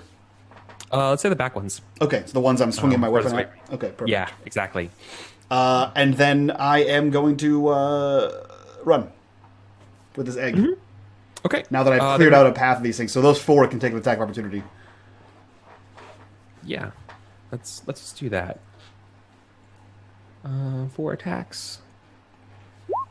Miss. Super miss. Also miss. That one hits, for sure. That's a crit. So you take 7, and I need you to make a Constitution saving throw. This one. Constitution saving throw. Yep, you're fine. Miss. And a miss. Okay. Yeah, you're like, no. Get away from me, chicken man! As I jump back towards my path, and if anyone is outside of the sand, you would see me holding in my shield arm this giant metal egg, or this large metal egg, and running with a bevy of chickens chasing me like it's Legend of Zelda. Exactly. Oh, we should probably get ready to go. Like, as soon as we see this. I think it's talk. I'm right next to the. I should be just outside of the sand. I can walk back in. I didn't go after him. I called after him. All right. Cool. Let's go. Okay. What if we can't get out of here? We can. Those little ones could take us out. All right. This would be easy. Just make a dexterity check for me, Raijin, to see if you're able to keep yourself ahead of these chickens or not. Is this a dexterity save? Yeah. Cool. You should probably be proficient in it. I'm not, but because I took some other thing, I gained proficiency in it, which is dope. Or I gained +2 with it. Come on! Oh, that's not great. No. Okay. They half the chickens overtake you and try to block your path again. So they're going to. What are you going to do as you are running and they get in your way? They're obviously looking to try to bite you and thwart you to get retreat. Yeah. So if their action is to swarm me, I'm going to on my action take disengage as the action and like dive into. So if they kind of came around me, I'm going to dive into the corn maze and continue moving. Okay.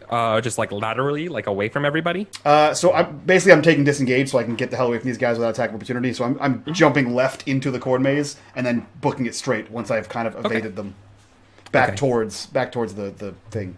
I'm just no longer in my straight path anymore. Okay, that works for me.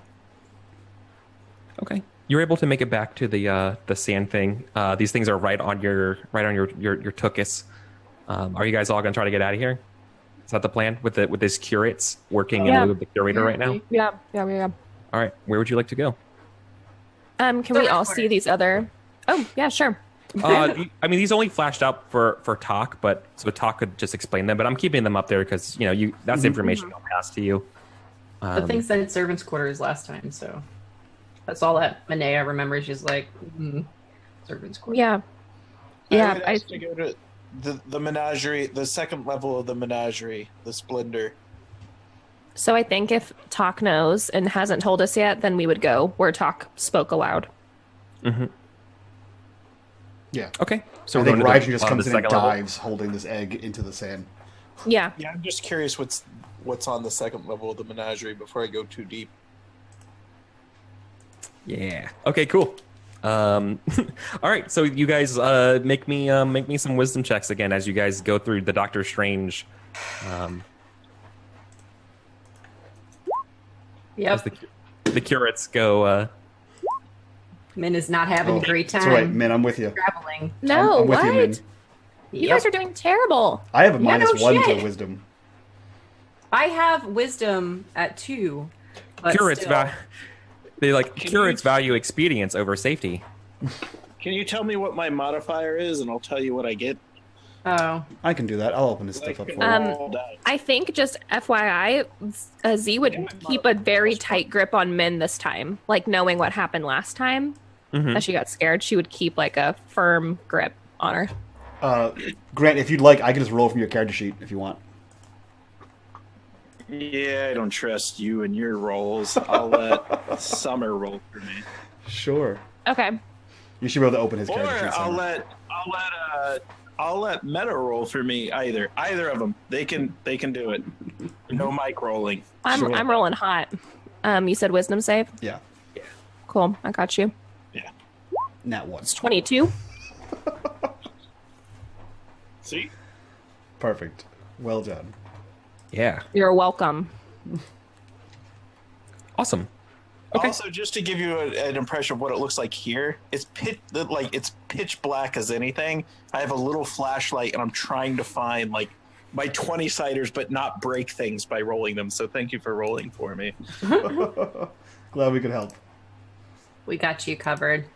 Yeah, so I fail as well as Min. It's a good time for the two of us. Yep. You're terrified that chickens are about to I am. I'm terrified that the chickens came through with us. That's my problem. Okay. Yep. Unfortunately, you guys are all. So that is Raijin And Min.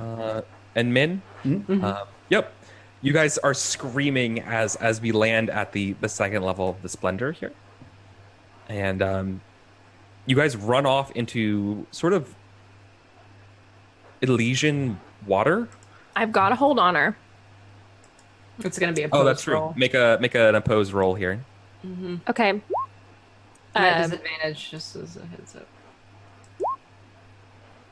So Okay. You're able to. Yep. So you're able to keep them in line. Raijin is not. yeah. So you don't know where you are on the map anymore. Okay. So, yeah, so like you guys are kind of entering in a small pool. Min, it looks almost like your home. This looks like a consort pool. Around you, though, is rather than the standard like inky style of water, it is all clear here. But however, it looks like ruins of consort design. Okay. Well, I like Or just that, so I'll be going architecture. I wouldn't towards say that. ruins; it's just architecture around here. Yeah. But this place is actually completely quiet. There's no songs here. And there's no corn or chickens. No, there's no corner there? chickens. This place smells like ozone, like there's a metallic tinge to the air. The pools, while clear and pristine, give off an odious sort of scent. The closer you get to it, it's not very strong, but it's kind of like sulfur. Like something. It has the appearance of being like a consort place, but it doesn't smell or something's off here. Does Raijin still have this weird egg thing? Yes. And once Min wants to like look at it. She like grasps at your hands and was like looking at this thing. you're still in the sand thing, aren't you? No. Oh wait, am I? Yeah. Did we walk out? Zyrina grabbed you. Yeah. I would have stepped out. They're trying to calm you down from the trip again. Yeah, Zyrina grabbed you, but no one grabbed Raijin, so he runs out of it. Oh right. Yep. Yeah. No, I would have stepped out. Like, obviously, feel Min like trying to get away from it, so would have stepped out at least out of the sand. Yeah. Okay. I think Raijin would have taken a few steps away from this thing, and then sat down. You said there's like architecture here, like stone masonry and that kind of thing, or Yeah. So imagine imagine like a Turkish bathhouse. okay. That is kind of what you're in around you. So it sort of has that sort of prismatic sand-like qualities of before, but it's all at the style of consort, looking Frico stone, but just these numerous sort of like interwoven pools of different sizes and shapes all Okay. over the place. Like that one scene from But it True has Blood. walls, right? We're in a room. Yeah, you're in a room. There are several doors here. The doors in this place are all like garden doors, like lattice doors, right? Like you can kind of see through them. But the doors are also made out of sand. Yeah, this place looks like it is, for lack of a better term, offline. The place looks like it has been shelved. Like this place is not in use, I should say. There's no like cobwebs or anything like that. It has a weird sterile feel to it, as besides the weird lingering smell. But otherwise, the place looks fine. Yeah, he would sit down on one of the like benches in this place. And once he sits down, he begins looking at this egg. Yeah. Min, it kind of looks like your home. Yeah, but it doesn't feel right. Something wrong. Right. So give me an investigation check on the egg. Sure. You go to sit down on one of the benches, and like the bench sand breaks, and you find another one, and that one works, and so you're on that one. So this place doesn't seem sturdy. Yeah. Okay. Interesting. It needs repaired. You said investigation, correct? Mm-hmm. Yeah. As you are studying this egg, which I imagine you are looking around. Okay. So ask one of you. I will ask me one question, and I will answer it partially truthfully.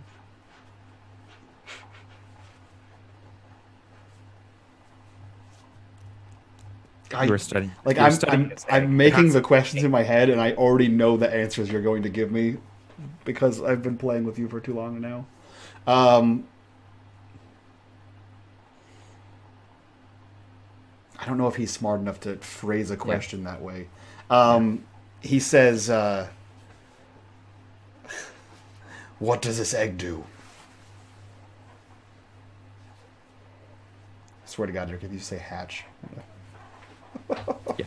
No, I won't give that to you. And I think they'll say it's a key.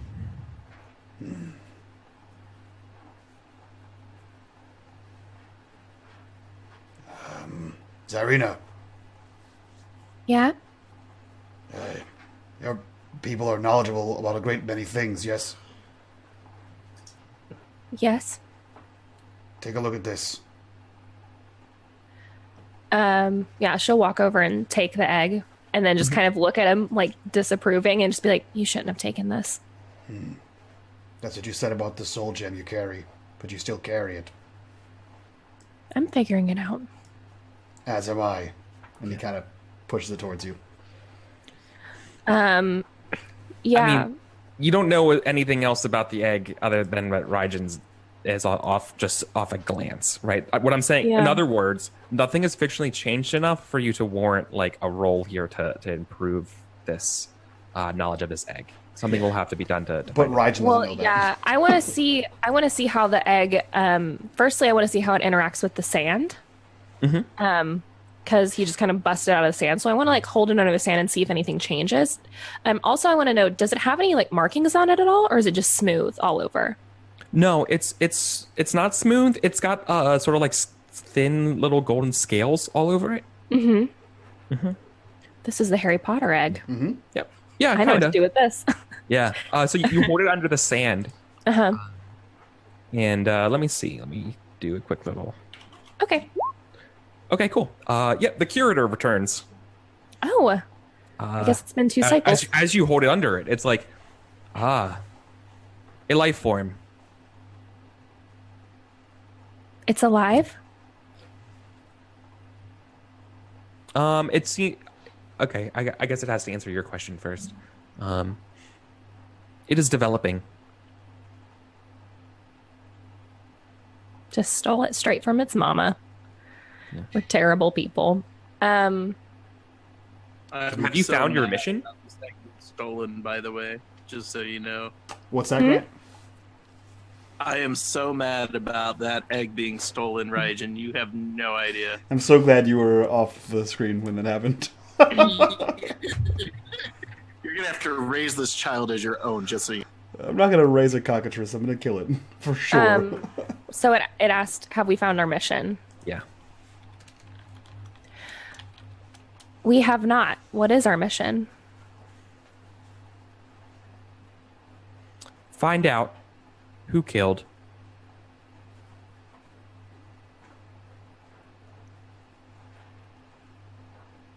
Inaccessible.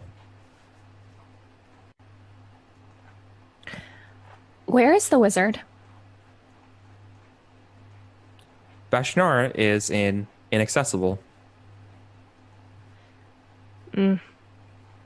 From where he is sitting still, he kind of looks back over and glances at the Rajan looks over and glances at the cascading sand, and then kind of glances back down and sort of loudly mumbles to himself, "Where was he killed?" Inaccessible to guests. "When was it killed?" 336 cycles ago. How do we become members? If You we're must be guests invited. now.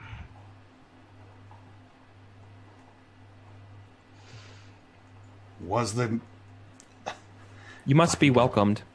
Who can invite us? The architect. Where is the That's- architect? Things. Servants' quarters. Is there anything for us here? Yeah, I was gonna say take us to the servants' quarters. Somebody suggested earlier.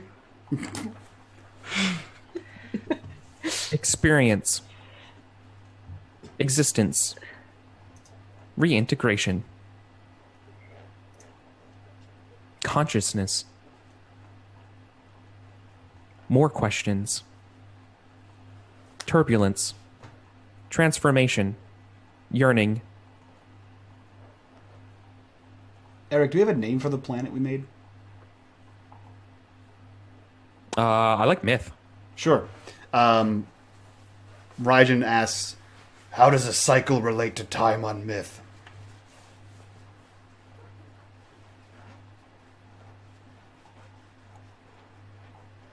That's a good question.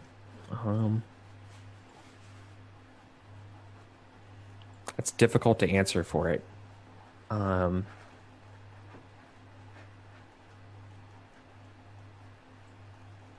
will It's count. okay, so the answer from a player to player level, I'm trying to figure out how to answer this question for you truthfully. It's relative based on what you do. Okay. So it's That's not the a weird thing. finite number of... Yeah, it's not finite. Okay. I would ask in relation to that, as it's having trouble, it would basically be like, Where you go determines time. It's yeah, what I was going to ask was, how many cycles have we been here? 2 cycles.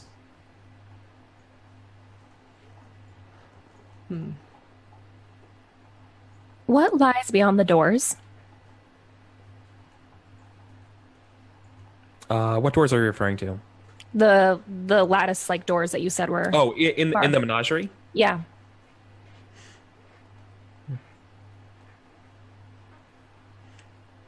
Splendor. Experience. Consciousness. History. Future. Turbulence. Rebirth. The Is it horde of accessible? Vashnyara. Is it accessible to us?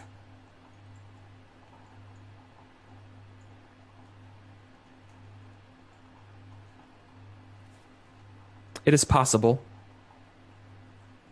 The complexity of the present time, and now it's actually like commenting on its own self right now. It's like the complexity of the present time seems to demand an evolving state of affairs, dreams, survival.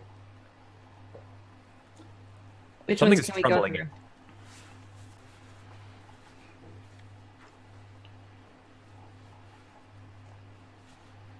Where did you go?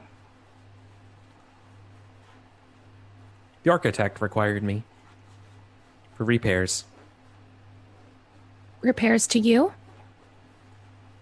Repairs to the seclusium.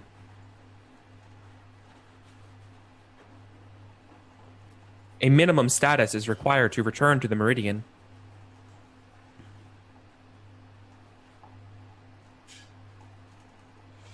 Which room was repaired?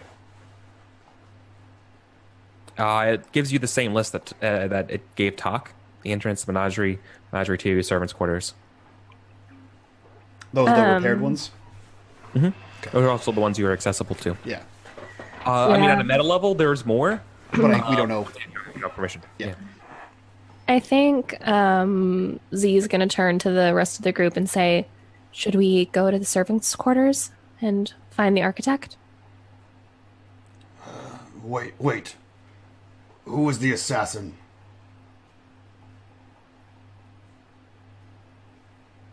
Inaccessible. I think it's your brother. Who is Maz?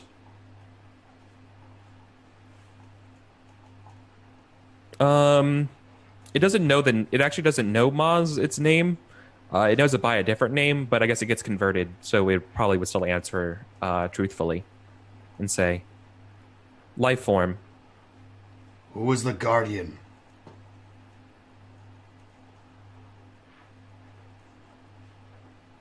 Energy, passion, unification, transformation, evolution, fulfillment.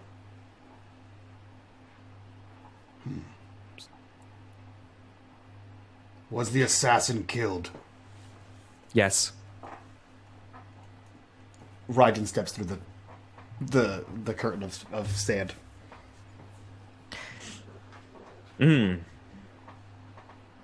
Okay. Let's go. Is the assassin still alive? Didn't you just ask that? No, Right. Yeah, but we asked if it was killed. Yeah. right, but Yeah. I'm thinking there's like a cycle in time, like break, that potentially he's alive still. He's Schrodinger's assassin. No. The assassin does not exist.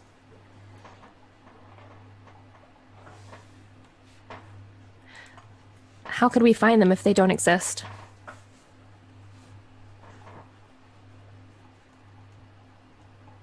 Doesn't that seem like an doesn't. impossible mission? It doesn't. I mean, it can't answer that question for you.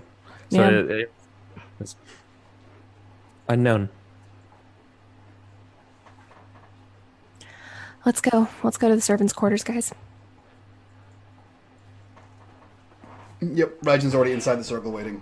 Okay. His fear is that Min is correct. All right. Yeah, totally. All right.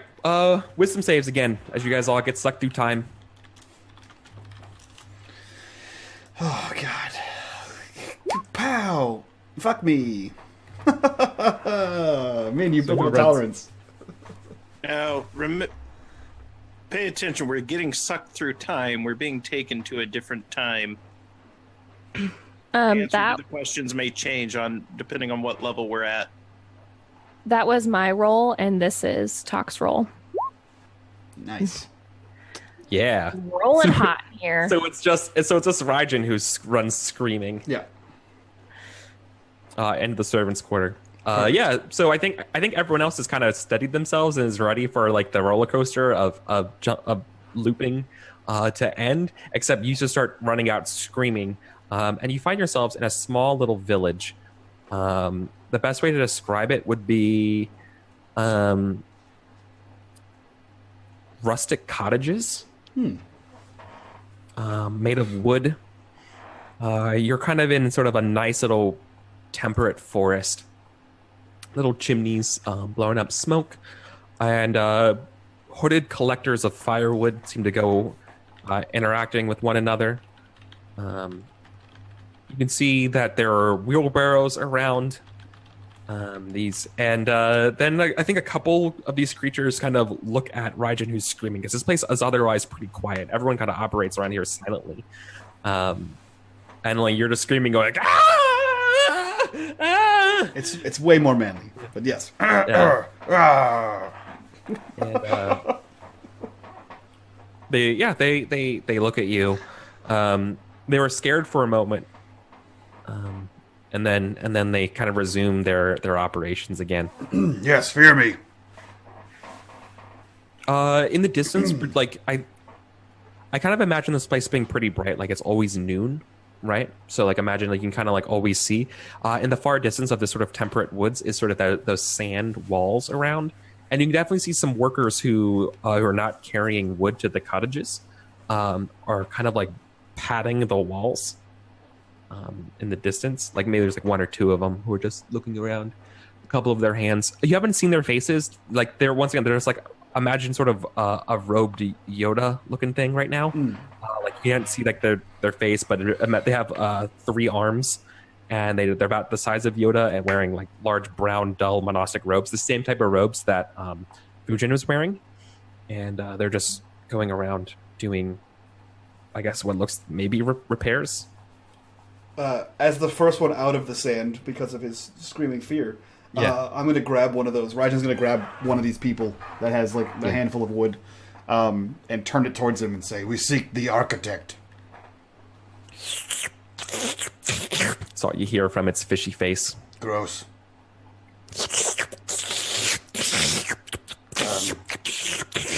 Men, I don't want to sound insulting, but do you speak to fish? What? Why would you think I speak to fish? Your people, It looks terrified. Your people are one with water. I can speak to the Do storm. you talk to electricity? Yes. No, you don't. You talk to the void mode. That's different. I mean, the void storm, yes, I speak to it. Okay, do you talk to rain? Do you talk to water? No. Well, then, that's why I didn't know. Min is being snarky with you because she's sick of this place right now. Yeah. Rajan genuinely didn't understand. I don't speak this. I don't speak fish either. And he, like, points the fish man towards everyone. The terrified fishman. Yeah, I think Z is like striding into town. Like she's like looking for anyone who looks different than these tiny little 3-armed fish people. Hawk's trying to commune with them. Yeah. As you guys are making a commotion, some of the workers stop, and they make a couple other slurping noises, and out from one of the cottages comes a taller, golden robed one who actually speaks broken common and says, "I am the master of crafts." It's silver scaled rather than like the blue scales that you're seeing. Says, "I have seen this one before." Looking at you, Rajan. Where?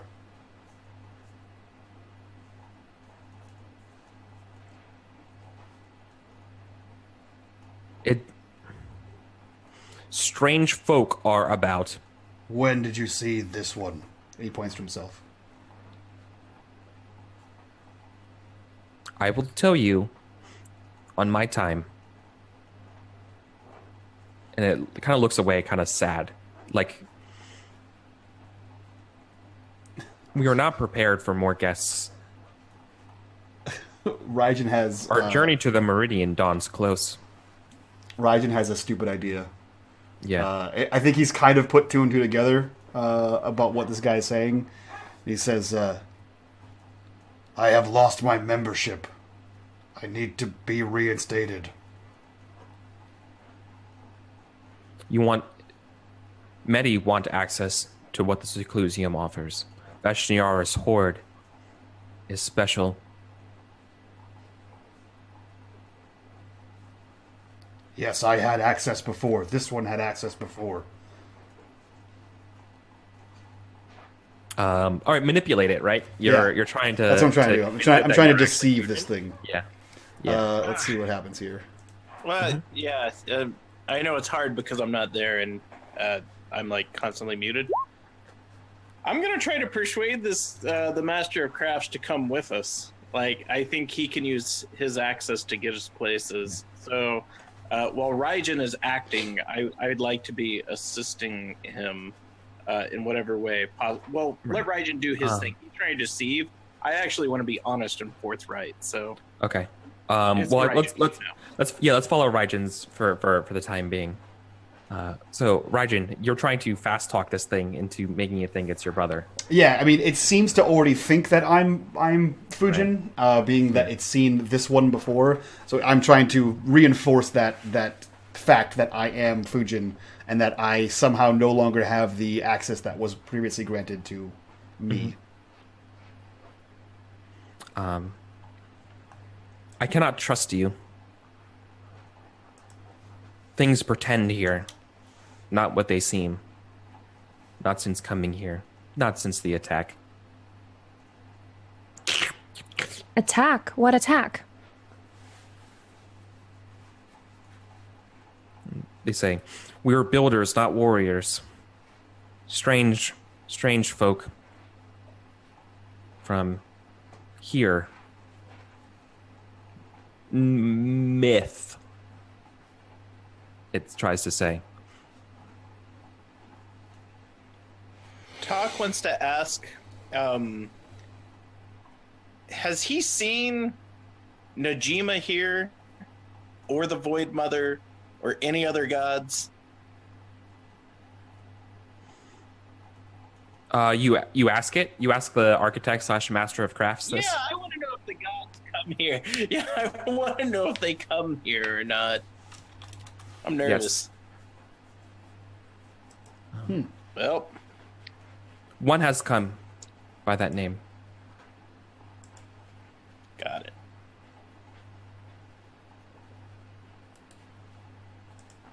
You look tired, it says to all of you. It's I'm like, not.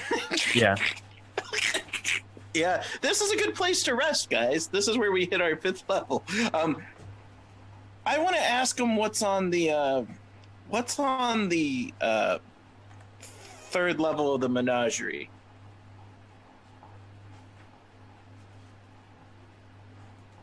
You ask strange questions when you are so tired. I don't sleep.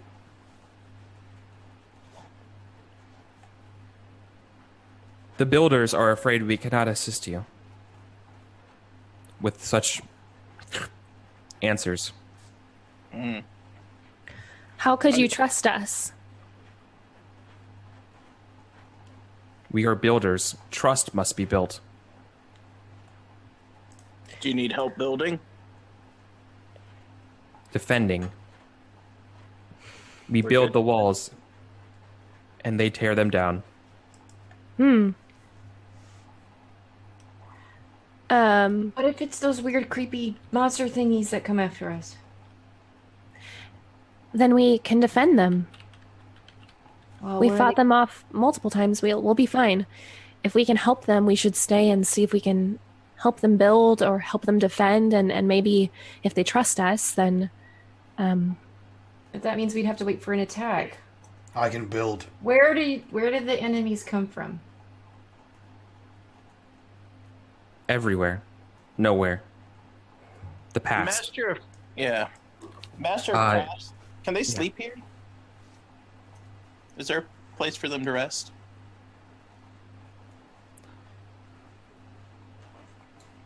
Give me the artifact, gesturing to the egg, and you may have Yes. rest. yeah, I'm still holding it, so I get handed over. Yeah. I don't want that thing. It eats it. Just like it just goes into the black cowl. I imagine, like occasionally you can see its face is fishy, but most of the time it just keeps its face hidden in it, and just goes into the darkness. You just see the little gulp, and like its stomach is a little bigger. You may rest. When will the enemy be back?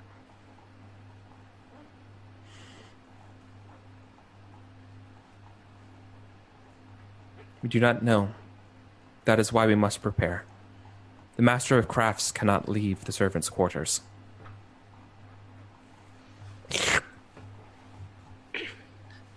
Guys, I think we should rest here and maybe wait and see if anything happens, and even if it doesn't, help them build for a little while.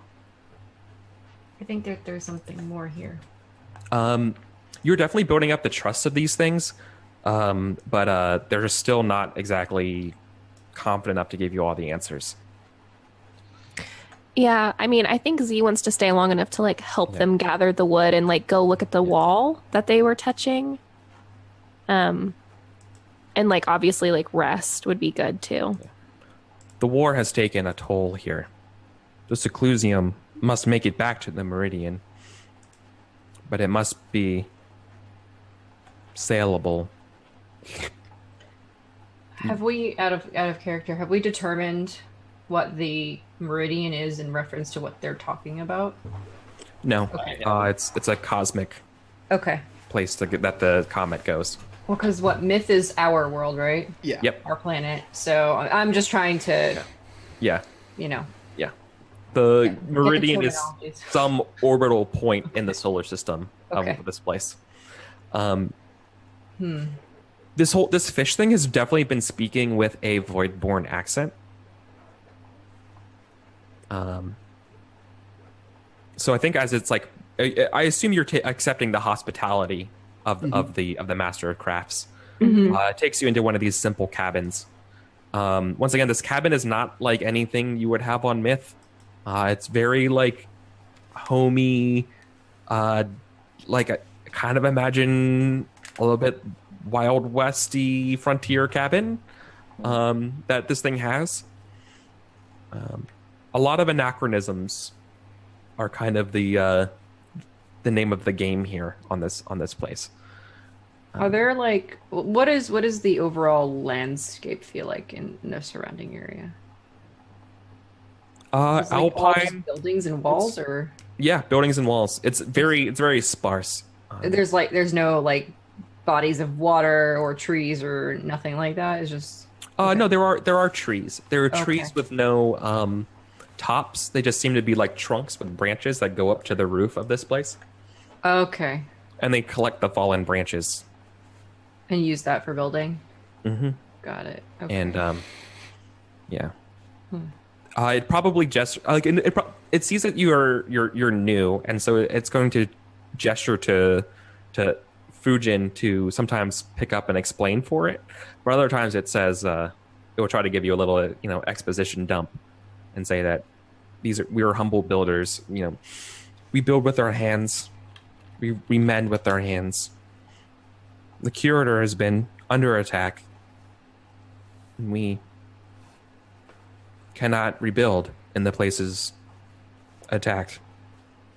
Who's attacking them? The curator.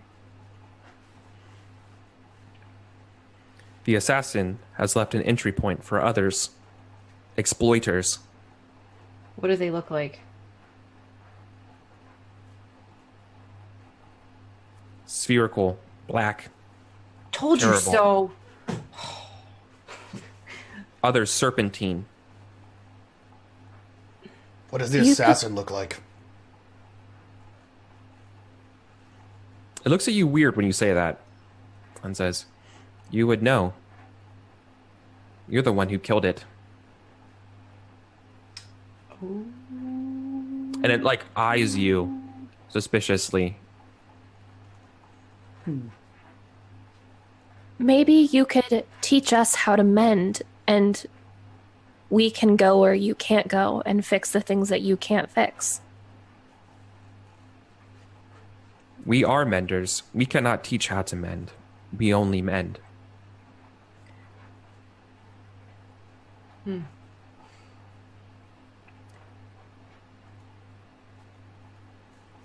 We could learn by watching.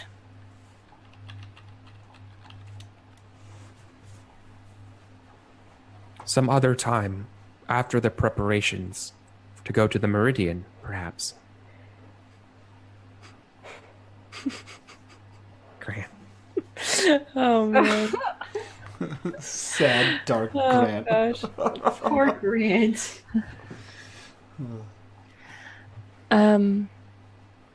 How can we help you now? The curator has said that Vashnyara is both dead and alive.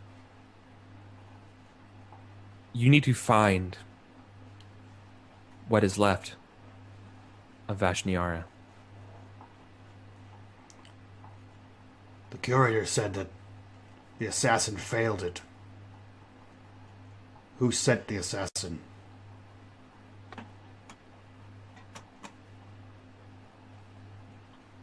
The enemy of this place. The place that keeps this place out of balance.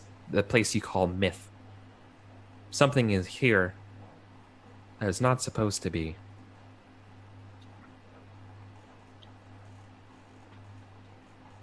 Something sought refuge here long ago. Something Vashnyara wanted to fix. Was not prepared for the threat. What do you know of... What do you know of the wizard?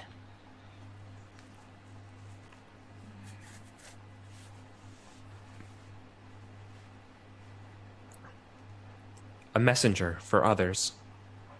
Travels the stars, providing knowledge, communications. What do you know of the seventh sister? Barter. Collection. What do you know of the seventh sister?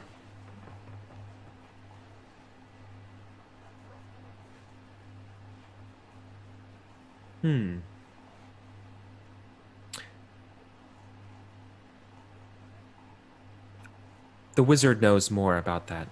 That name is a name that they have spoken, along with others.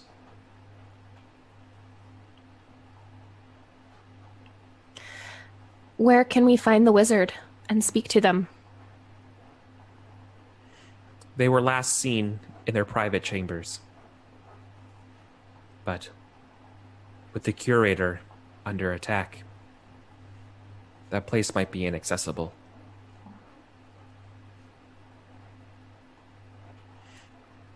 I might be able to, if I could just, if we can get parts of the menagerie online, active, connected to the curator, perhaps we could get the curator to take you to the private chambers. I do not have access to directly send you, and the curator cannot. We are only bound to follow the wills of those that are alive or seem to be. How do we repair the Our menagerie? master, we are bound to our master, and our master is inaccessible. Yeah, how do we repair the menageries?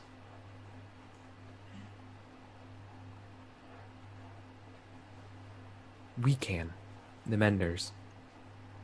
But you can't go there, you said. We can take them and defend them. I cannot go, but others can. The master of crafts must always remain the servants' quarters, unless summoned directly by the wizard. What if I told you I was the wizard and then summoned you? You would be a liar. That's true. I'm not a wizard. I'm a consort. That was a test. Hi. You have passed. Then, after we rest, we will take some of the menders to the menagerie to repair it. And we will protect them. Lies or breaks in the walls of truth must be mended. I'm not lying. You have returned with an egg.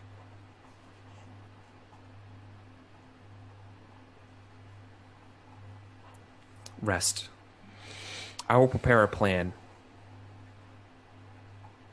If we were to protect the curator, it will require strength, cunning, hard work, and mending. We can do that. Very well. We do not have food, but we do have beds. Menders do not eat, except on offerings. He's talking about that egg thing.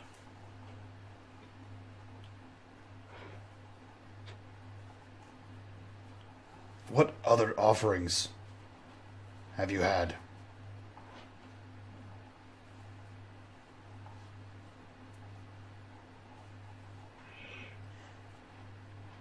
Cloth of seeing, gloves of seeking, bells of chiming. Would more offerings help us? Me, no. The seclusium, yes. Would it help the repairs?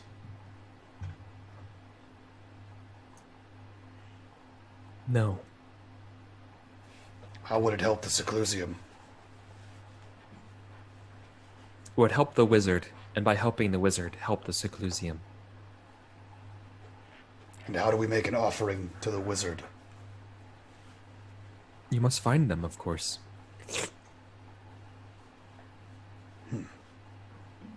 But they are trapped.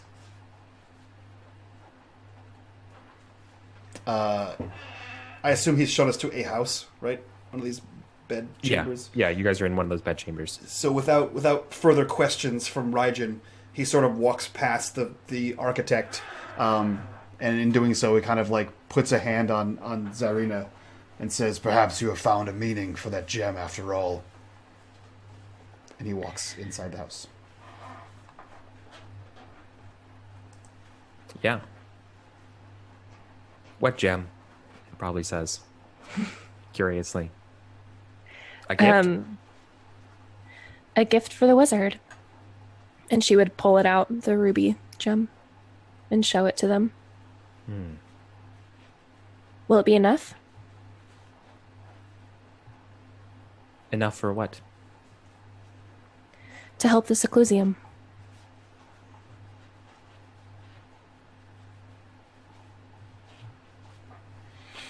Not in full. But part. Yes. Right now, the seclusium needs all the help it can get.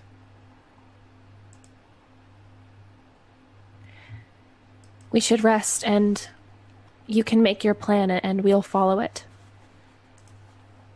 Wait. Where can we find those other things? The cloak and the gloves and the bell? In the menagerie. Any more particularly specific location? Since the attack, things have been lost, shuffled. It is unknown. Well, where were they supposed to be? The gloves were supposed to be among the splendor of the baths. And the cloak? Contained within a silver bowl. Okay, and the bell?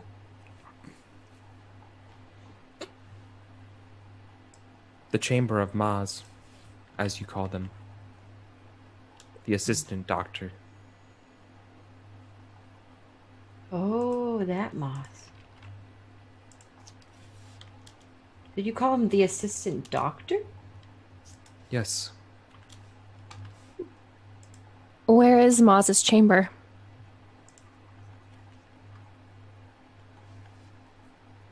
The seclusium. Inaccessible. Yeah. We'll do everything we can to help you make the repairs.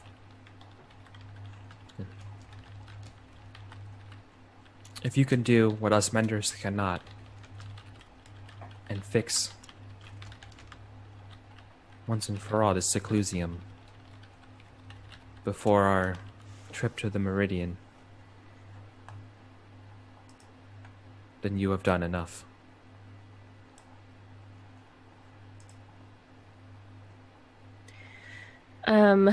Yeah, Z just like turns to Min and just goes into the house to rest.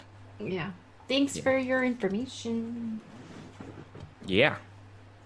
So, hopefully it's supposed to be vague, but also clear enough that there's something to do. Yeah. To get to the wizard. Yep. The 2 locations, I don't know. Well, I know one of the 3 locations. That Yeah. Yeah, we can start there. We can take the menders to help, like, stabilize. Yeah. The consort, menagerie. consort spot. That was on Menagerie 2, right? Yeah. So, yep. So just in terms of preparation, you're basically doing everyone's favorite NPC escort quest, but also doing a hex crawl through these menageries. So it's going to be obviously different menageries have different things in them. That's why they're menageries. And single levels of menageries will have different things in them. Sweet. That's why they're called menageries. It's also, I mean, it's they probably have hinted at it, but say the wizard's job and role under heaven, under Najima, requires proper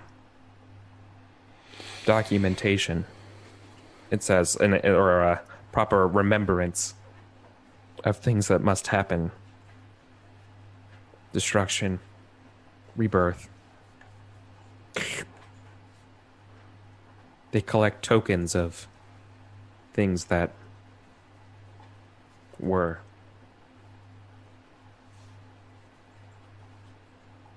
They keep them in the menagerie. Normally, things are ordered, but the attack, the others, the enemy, the exploiters, I cannot trust what you'll find there anymore.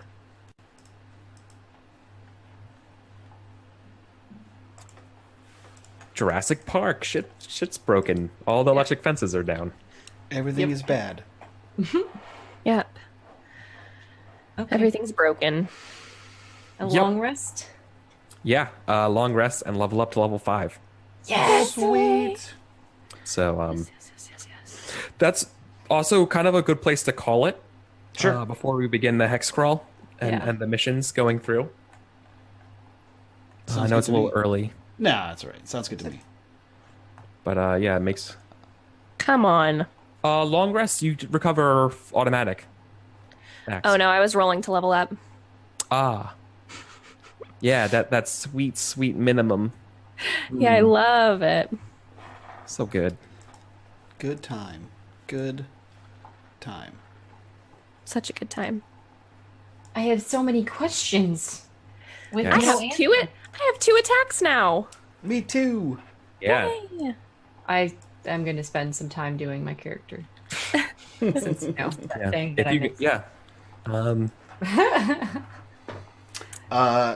So I think that concludes episode 7. What the hell do we name this one? This one was a good name. Where did it go? The Demigod's Plan. That was a good one. Demigod's Plan. Demigod's Plan. Like the Drake song. all of these are named after songs. So good. I didn't get that one immediately. All right, cool. So despite Grant being plunged into eternal darkness and being a disembodied voice, we made it through. So we'll go This around. role playing is the curator. Yeah. Just a face. So we'll go around and introduce everybody and figure out where the hell we can find you on the internet, and then we'll get the hell out of here. So we'll start with the disembodied voice that is Grant Ellis. Grant, who are you? What did you think of tonight? And where can we find you on the internet? Well, I'm excited that we get to seek after the cow as white as milk, the hair as yellow as corn, the cape as red as blood, or whatever. See, and I really wish I could see these guys, because like I heard things like cows and fish faces and 3 arms. I can't see anything though, because well, the power has gone out in my entire city apparently. Yeah, everything's dark. But hi guys, my name's Grant Ellis. You can find me on Twitter at WisePapaGrant and on Twitch at Grant R. Ellis. There's going to be some big announcements in the next couple days about some future streams I'll be a part of. I actually really enjoyed the episode. That's why I was like, I'm going to burn through all my data. I don't care. I need to be a part of this. Yeah, and I'm going to have to go back through the episode because there was a lot of information there. And guys, there's... sorry, there's just make it to the wizard. You'll be fine. Destruction. Are we going to be fine? Destruction, rebirth. What's going on, dude? Like this is intense. This is We need to have a group chat after this game, guys. For sure. Just another Sunday in Cthulhu. We'll be fine. Yeah, it'll be just totally fine. Everything's fine. We'll jump over. Yeah. We'll jump over to the other problem child of this stream. She made it all the way through, didn't die. Perfect. Summer, who are you? What did you think of this, and where can we find you on the internet? Yeah, today was great. I love puzzles like this, where it's like trying to find the right way to phrase questions to get the answer you're looking for. And now that we kind of know where we're going, I'm really, really excited for next week, and I'm so glad that I fought the flu and won to be here. Yeah, I'm Summer. I stream on off_the table here on Twitch. Monday, Wednesday, Thursday, Friday. We do a bunch of different systems. We're starting Pathfinder tomorrow, which is going to be dope. And then Thursdays we do like a weekly DM advice show. That's always super helpful, and I steal every single tip I know about DMing from that show. But yeah, you can follow me on Twitter at just a summer job, or our like official Twitter at off_the table. Yeah, today was awesome. I'm really, really glad that we played. Sweet. And this is the second stream in a row that I was stuck with meta in a puzzle. We had to solve a puzzle in Cthulhu, and then again today. Sure. And unfortunately, there is no 6 and 20 this week, but so no more puzzles in similar games that we're in. But Meta, who are you? Cut off body parts in this one. That's true. We didn't have to cut off body parts. We could have. We didn't have to. So who are you? What did you think of this, and where can we find you on the internet? Hello, I'm Metamancer. I think that the episode was awesome. As I've talked about before, I love puzzle pieces of roleplay campaigns. I don't think that they happen often enough. Part of that's from a GM perspective. It can be very difficult to design a good puzzle. Yeah, my personal theories have, for the most part, been affirmed, but I'm definitely curious to see how things further progress over time. And next week's episode, I think, is going to be full of many different activities and more blob fighting, I imagine. But I think we got the blobs down. On point. Yeah, no, and you can find me on the internet as Metamancer on Twitch and the Metamancer on Twitter.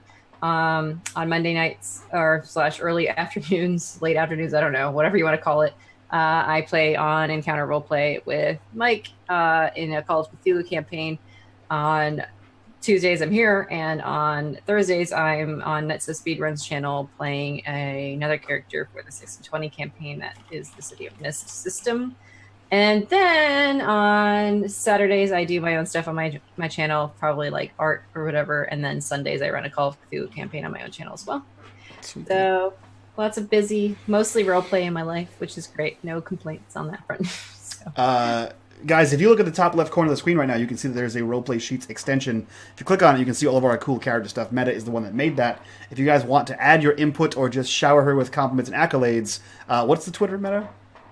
Roleplay Sheets. Okay, so go follow that Twitter. You can follow the progress. You can request features, all kinds of added stuff to this, and I think the community can vote on them, what they want to see, all of that kinds of cool stuff. There's a Discord involved in there, so definitely go check that out. And last but definitely not least, Eric, our wonderful GM, who are you? What are you doing here? Where can we find you on the internet, and what did you think of tonight? I still don't know what I'm doing here. I'm Eric. Hi, everybody. I'm Eric Vulgaris and everything. I designed mystery hex crawls set on a comet with a partially dead wizard trying to get you guys to help them solve their own murder. That goes between time and space with different timelines and stuff that I have marked out. It's like the most ambitious thing I've ever done, and I'm choosing D&D to run it. Yeah, I mean, that's just what I do. I play a bunch of systems and everything online. I also do a lot of like production and graphics work.